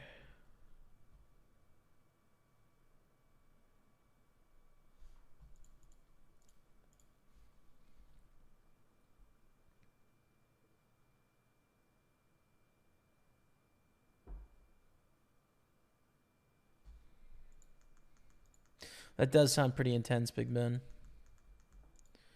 3-bet here. With this bounty in play, I think this 3-betting range is going to be wider than typical. I think we should 4-bet here.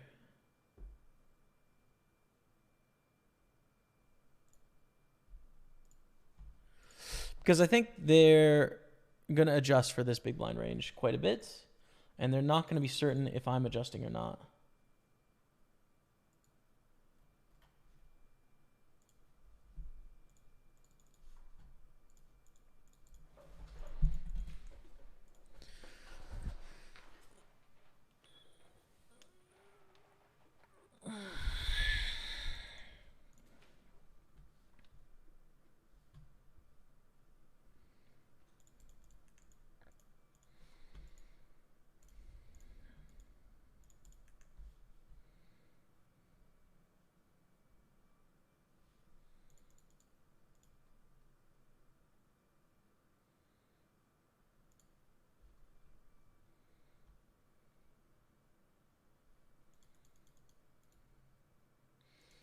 Sit on the end of the bed for 5 minutes in silence and say, what stupid thing am I doing that I could stop?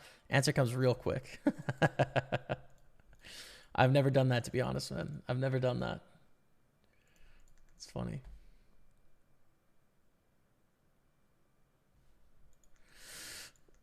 Raising a gem. I don't think we can call here. We're going to get back raised quite often. Check.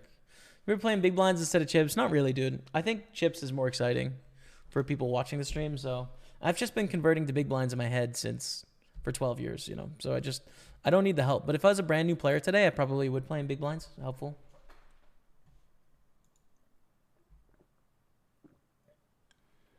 Can you recommend a good futon? I can't, dude. Actually. I just don't know much about the futon game right now. What's going on in the futon game, chat?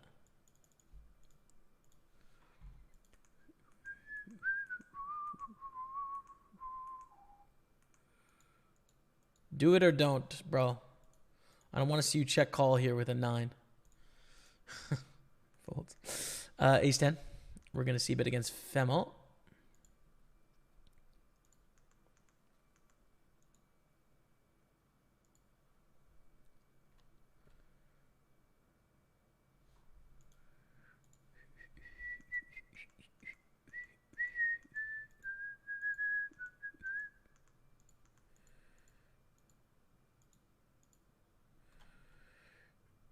You actually can click back here on boards like this, so I'm going to do that now.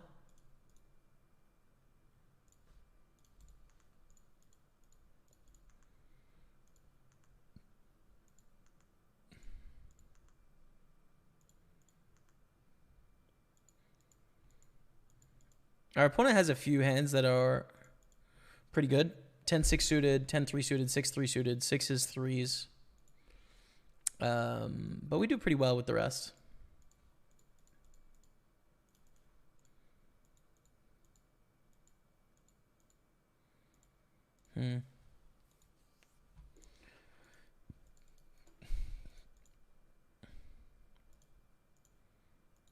We block the nut flush draw as well.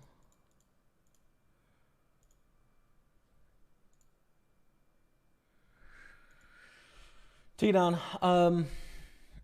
I'm not sure, in the sizing of the turn is a little bit weird, obviously. All right, quick 5-minute break. Enjoy some highlights. Poker Staples on Twitch. I'm going to heat up lunch. That's a good hand to see. No.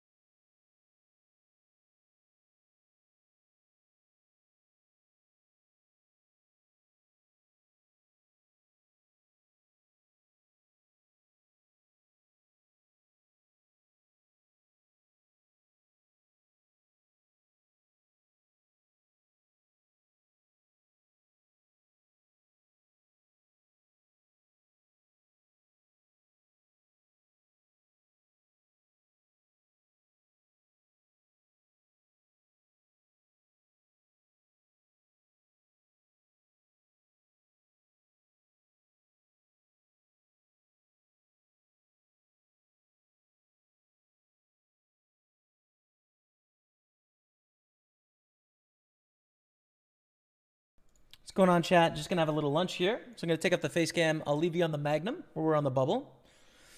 When we come back, we continue in our 530s, and we're gonna start up in a 1K as well. Okay? Enjoy. Back in a few minutes.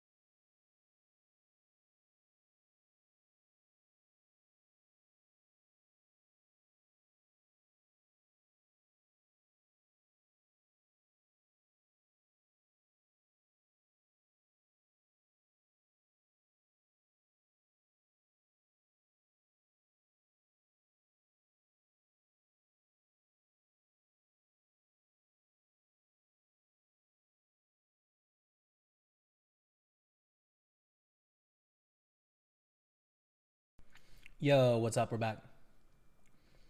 Thanks for hanging out while I had a bit of lunch. Put the face cam back on. Whoa, wrong one. Look how small that is, bro. Better. Okay. Play good poker. Let's play good cards, chat. Come on now.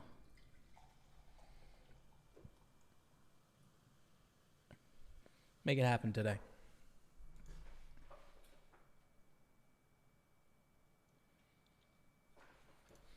So we got 5 tables. We're going to start up in the 1K here. 1K bounty 6 max. 4 hours of late reg. It's a grindy tournament. It's a grindy tournament, and we're going to get it. We have 3 players from Montenegro. 5 players from Montenegro. Yeah. Okay.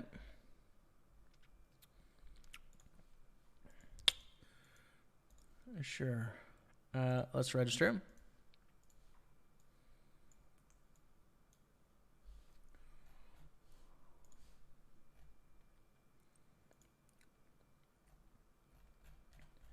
And in action.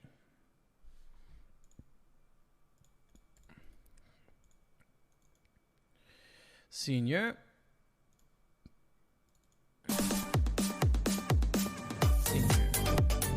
Okay. Great. Good stuff, man. On 6 tables. On the bubble of the 44 Magnum, got the brand new 1K knockout. Chipped up in the 530. Let's go. Sub-hype coming in as well. Are we going to jam here? 14 blinds. Oof, real close. Gonna get a raise fold in, actually. Ballood, what's up, bro? How you doing, Ballood? Thanks for being here, man. So this pot heads up. Call with 10-9. Check. Call on the flop. Working, so sound is off. You have to wave. What's up, man?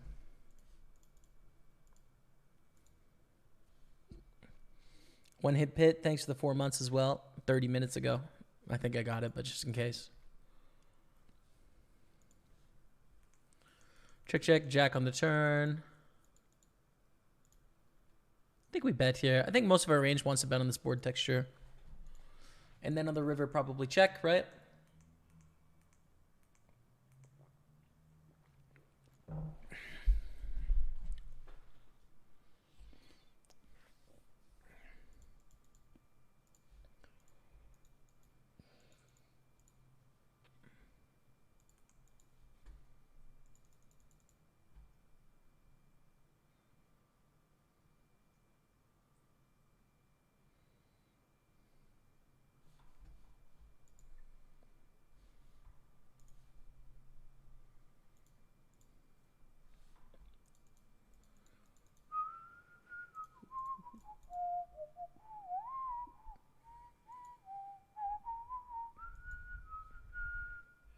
Really deep in the time bank for the bet here.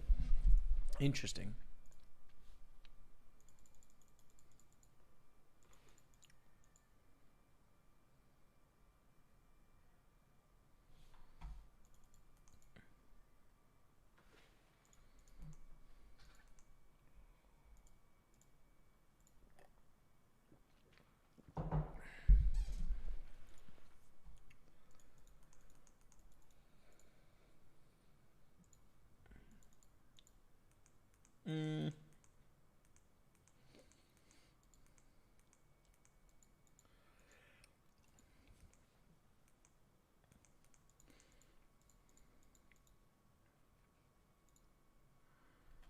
Gonna 4-bet here.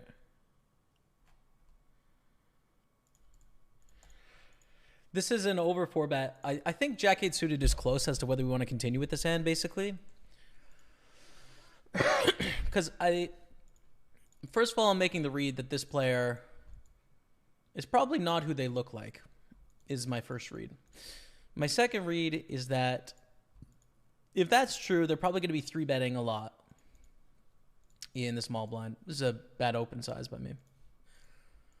Playing off the fact that people fold to 3-bets too much, basically. They overfold to 3-bets.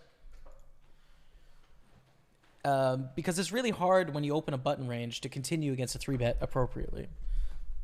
You know, it's hard. You need to call a lot of hands that are just not very good. So that's my read, right? If that's the case, that they're going to be 3-betting pretty aggressively, we need to continue aggressively, but like flatting Jack-8 suited seems not very good. So we're not going to be 4-betting in GTO land, but if we're making the assumption that our opponent is aggressively 3-betting, we might overdo the 4-bets. And that seems to be a decent approach to how to play Jack-8 suited, which is like a hand on the edge as to whether we want to call or fold based on our opening range. So just turn it into a 4-bet and take it down, but it's not going to be GTO approved for sure.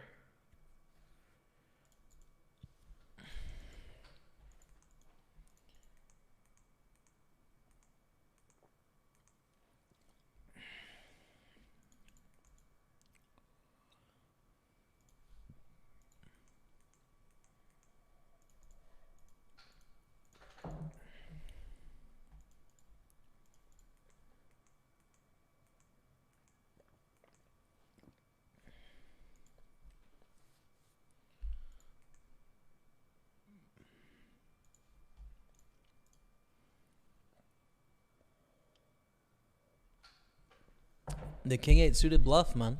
Wow. Wow.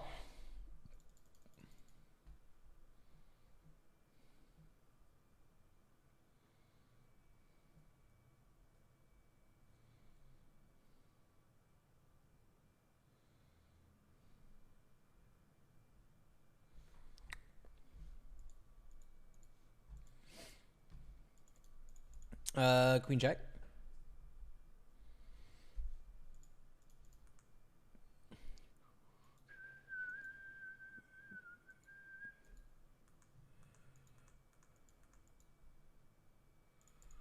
Hold here. 16 left, 11 pay, and we are on the pure bubble of the 44 Magnum. Matador, 1903. Thanks, man. Really good luck.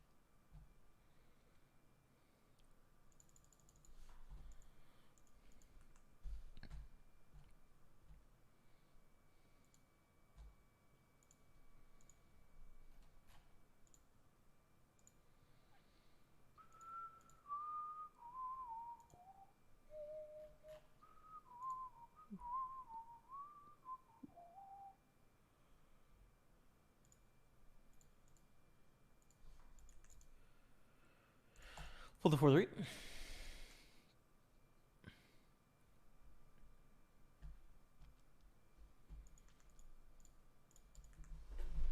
All right. Chilling out on this beautiful, beautiful day. Thanks all for being here.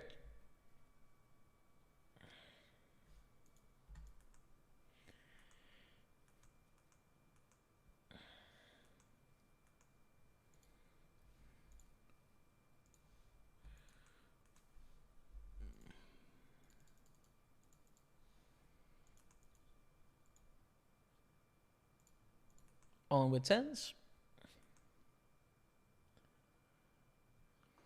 Yo, good luck, Matt Deli.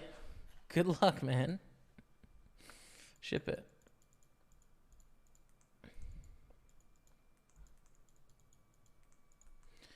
10s take it down against Ace-Jack. We're going to 3-bet Ace-10 here. It's a double-edged sword, this hand, right? Like, we want to play Ace-10. It's not a very fun hand to play post-flop Ace-10 offsuit, right? Especially being 120 blinds deep. The problem is if we flat, we're going to really open a wide 3-betting range here in the big blind.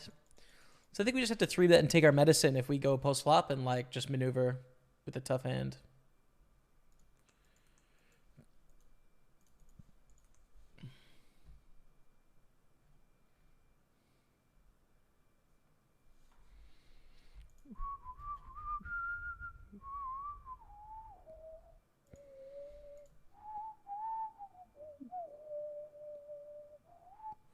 Yo, let's go, barely here. Let's go, man. Congrats. Biggest win for me is 105K. Biggest score.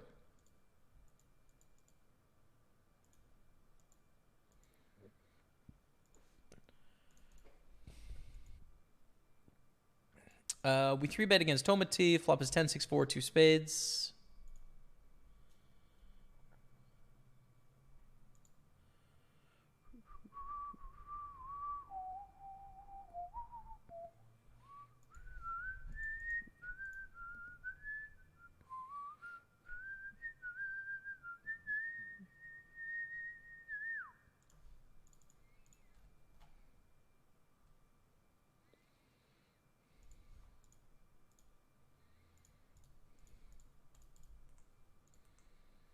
C-bet against the Tomati.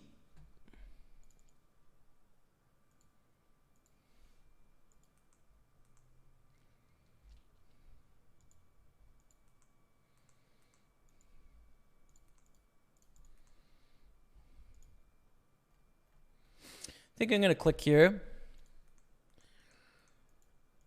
It seems like a reasonable hand to bluff with the king of spades and king queen on blocking ace high. So yeah, I'm going to click here.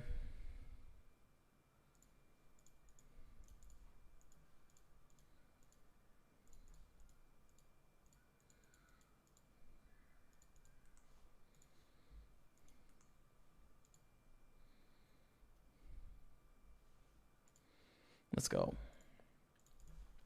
Let's go, chat. Come on.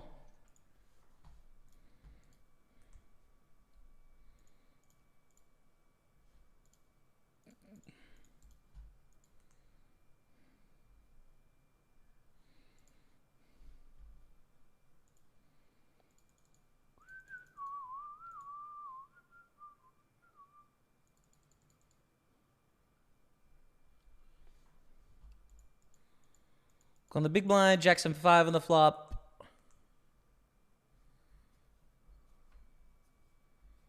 think small bet, big bet, and check here. I'm going to just bet small with this hand. Probably going to go for a big bet with king jack and queen jack sort of hands. And ace jack and sets of fives and sets of sevens.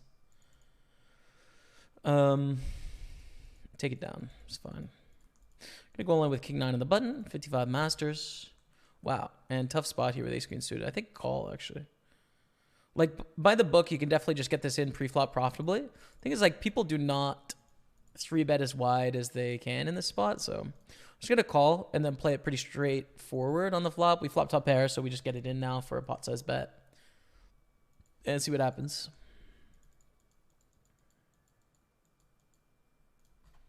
Think fast play. Don't think there's much point in calling, giving free turns of rivers for like 70% of pot back in our stack, you know? Just fast play. Okay. GG in the 88s. That's it for us in that one. We do have some other tournaments we could play, though, that are in waiting. So let's find some of those. 125 Open and 55 Gladiator are both good. Let's get the 55 Gladiator there, because it's running out of late reg time.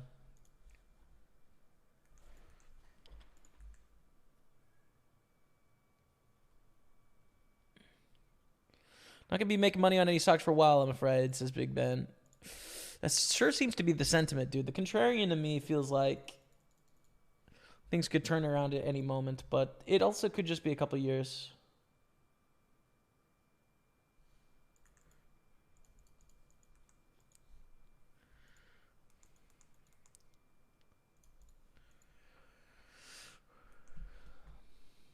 I don't know. Let's see.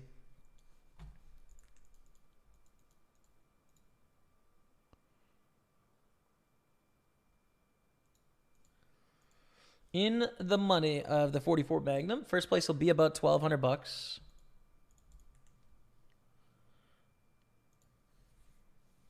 And we're going to get all in for 7 blinds here. Flipping it up for a $10 bounty and a bunch of chips. Good start to the flop here. Very good start. Let's go. All right. Nice. $40 in bounties now, or is it 50 now? $50 in bounties and then 47.53 in the prize pool. That's good. Bull Queen 7.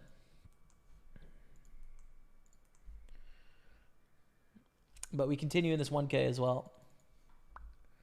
Our home game is coming up in 30 minutes, by the way, chat. So let me pre-register that. Yeah, coming up in 35 minutes. If anyone wants to play, ! home game gives you all the details you need. And the password is Kappa. Just $5 to play. So I'm registering that now. And we'll get that going at 3 o'clock. We will get it going, bro.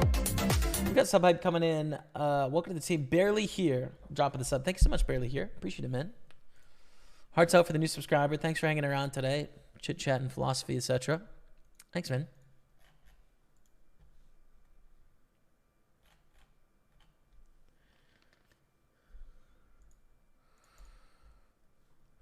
Age-old question. Tomati or tomati? Yeah. I say tomati, but it could be tomati. It could be. I'm thinking it's tomati. From Argentina. What sounds more Spanish? Tomati, I think. That's what I believe.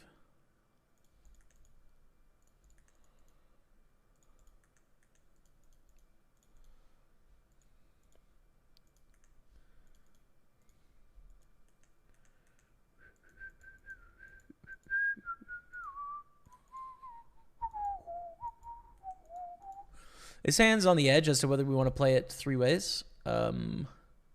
Probably get to the fold now.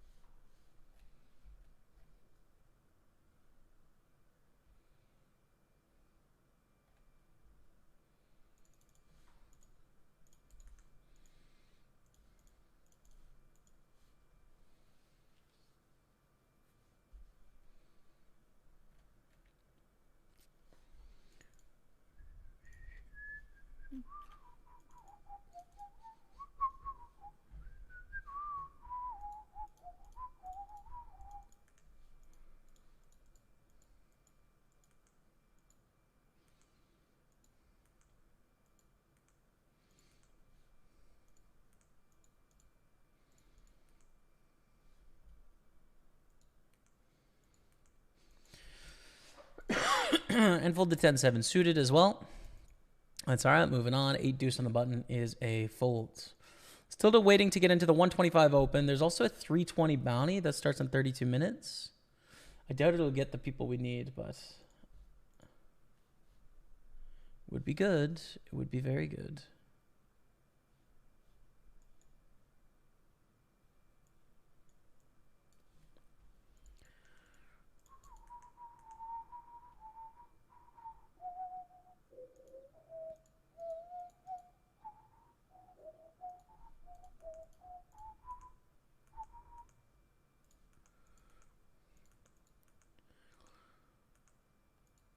And a pot bet. Whoa, we fold.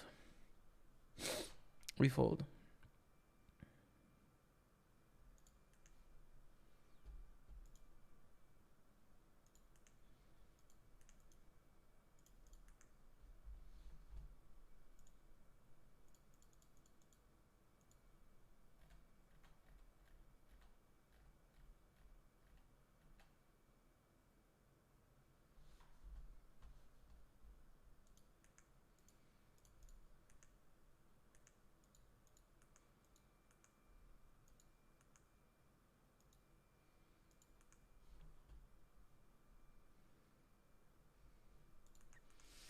Six, 8 of hearts. We're going to fold. Yeah, so Blazarian gave an interview on Adam 22's podcast, basically talking about the end of his sponsorship and what he thought about it and stuff. So I saw that on Twitter yesterday, and a bunch of the poker media has been talking about it and stuff. But yeah, He's no longer partnered with GG. He said in that interview that like he just can't really do it. Like he just views it as selling out, and like he's just really bad at doing promotion for stuff, and he just can't really do it. Like he's been offered a bunch of deals, and he just doesn't like it doing it so much. And then he says a bunch of stuff that's not super great. You know, from my point of view, anyways. Yeah, he says all the poker players are a bunch of nerds. Online poker player are a bunch of nerds. They're not like the real poker players, like the live guys, basically. Which, I mean, there's some nerdiness in online poker, but also, you know, like caring about things isn't exclusive to nerds, you know? It's not like everything's just a big joke.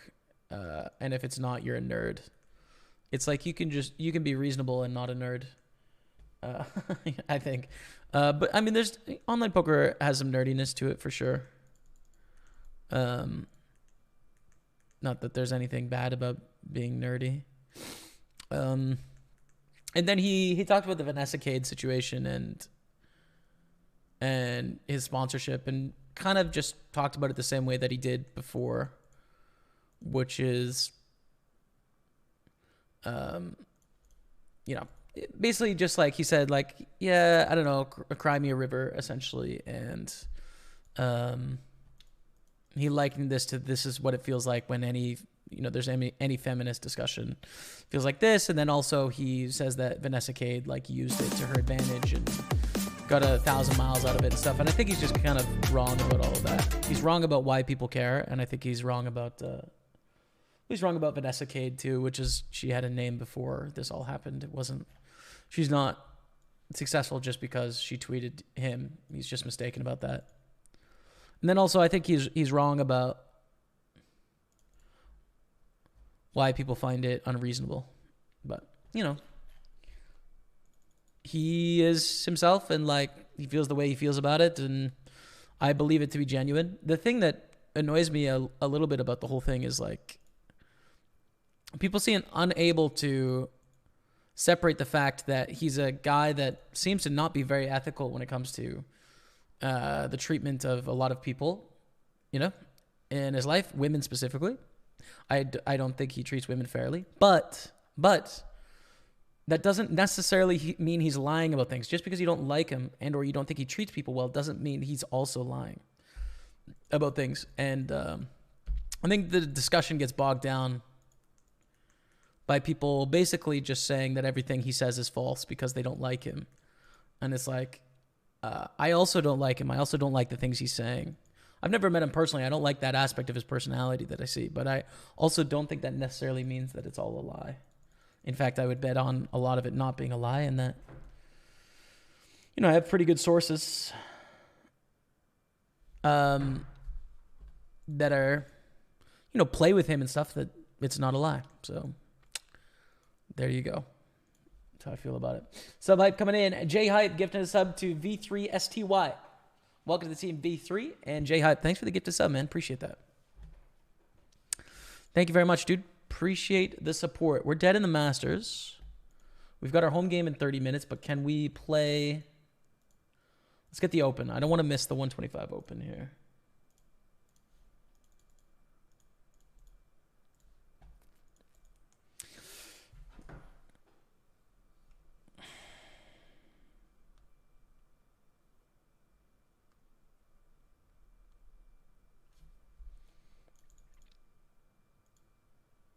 Against a small blind call, I think check with tens is reasonable. We want some checks here. And tens is a pretty good one to check. Jordan Banfield for the stream. What's up, JB? How you doing, bro? Big bets. This is against small blinds. Kind of interesting. Oh, that's a good river. Well, now we get to call against a jam. Let's go. Let's go, man. All right, what did I miss in chat? Recently lost half my 10K bankroll playing 6-card PLO. Way bigger games than I should. Yeah, dude. Sorry to hear that. Feel like a loser, losing all the time. Any tips or books to stay strict on my bankroll? Only play MTTs when I'm good. You ever feel like gambling urge sometimes? No, I don't feel the gambling urge sometimes. I did for like the first maybe like 6 months of my poker career, but when I learned about bankroll management and the math behind bankroll management, I just understood that it doesn't matter how good I am. If I can't effectively manage my money, I just won't succeed. The odds are I won't succeed, and it doesn't matter if I'm the best player in the game. I just won't succeed. So for me, it's just like a mathematical fact of the world, and I don't feel the urge to play outside of that fact. So I don't know, man. I would take an opportunity and think, like, really try and drill down. What are you trying to do in poker? What do you want? Honestly, ask yourself the question, what do you want out of poker? Actually. Not just like, oh, maybe I could, win $1 million. It's like, what do you actually want to do in this game? And, wow, that's a really big gem. And like maybe it's like I want to be a profitable player that makes X amount of dollars per year. And if there's a gap between what you're doing and your day-to-day behavior, where it's like playing at the stakes you're playing at is not going to get you to your goal, you might have this sort of like dissonance that comes up where you every once in a while shot take because you want to get to where you want to get to faster. So I think look for some clarity, man. Look for some clarity in terms of what it is you want out of poker. And once you know what you want out of poker, come up with a plan of how you can reasonably get there. Like what are the steps to getting there? And probably what you want, you're not taking the actions that are going to allow you to get what you want. And so you don't really have a plan. You don't have clear vision in terms of what you want. And it just leads to impulsive decisions sometimes. That is my guess.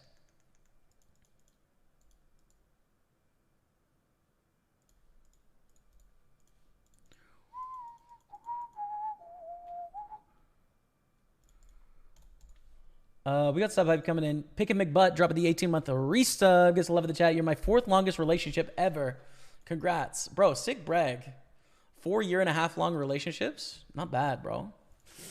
Thank you very much, Pickin' McButt. I appreciate it, man. Welcome back to the team. Gets 11 in the chat.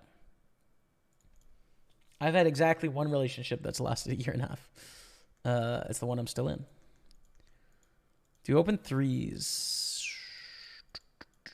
This player in the big blind is pretty good. It's close, but I think it's fine. We get 4-bet really small, less than double what we just 3-bet to. I think we call.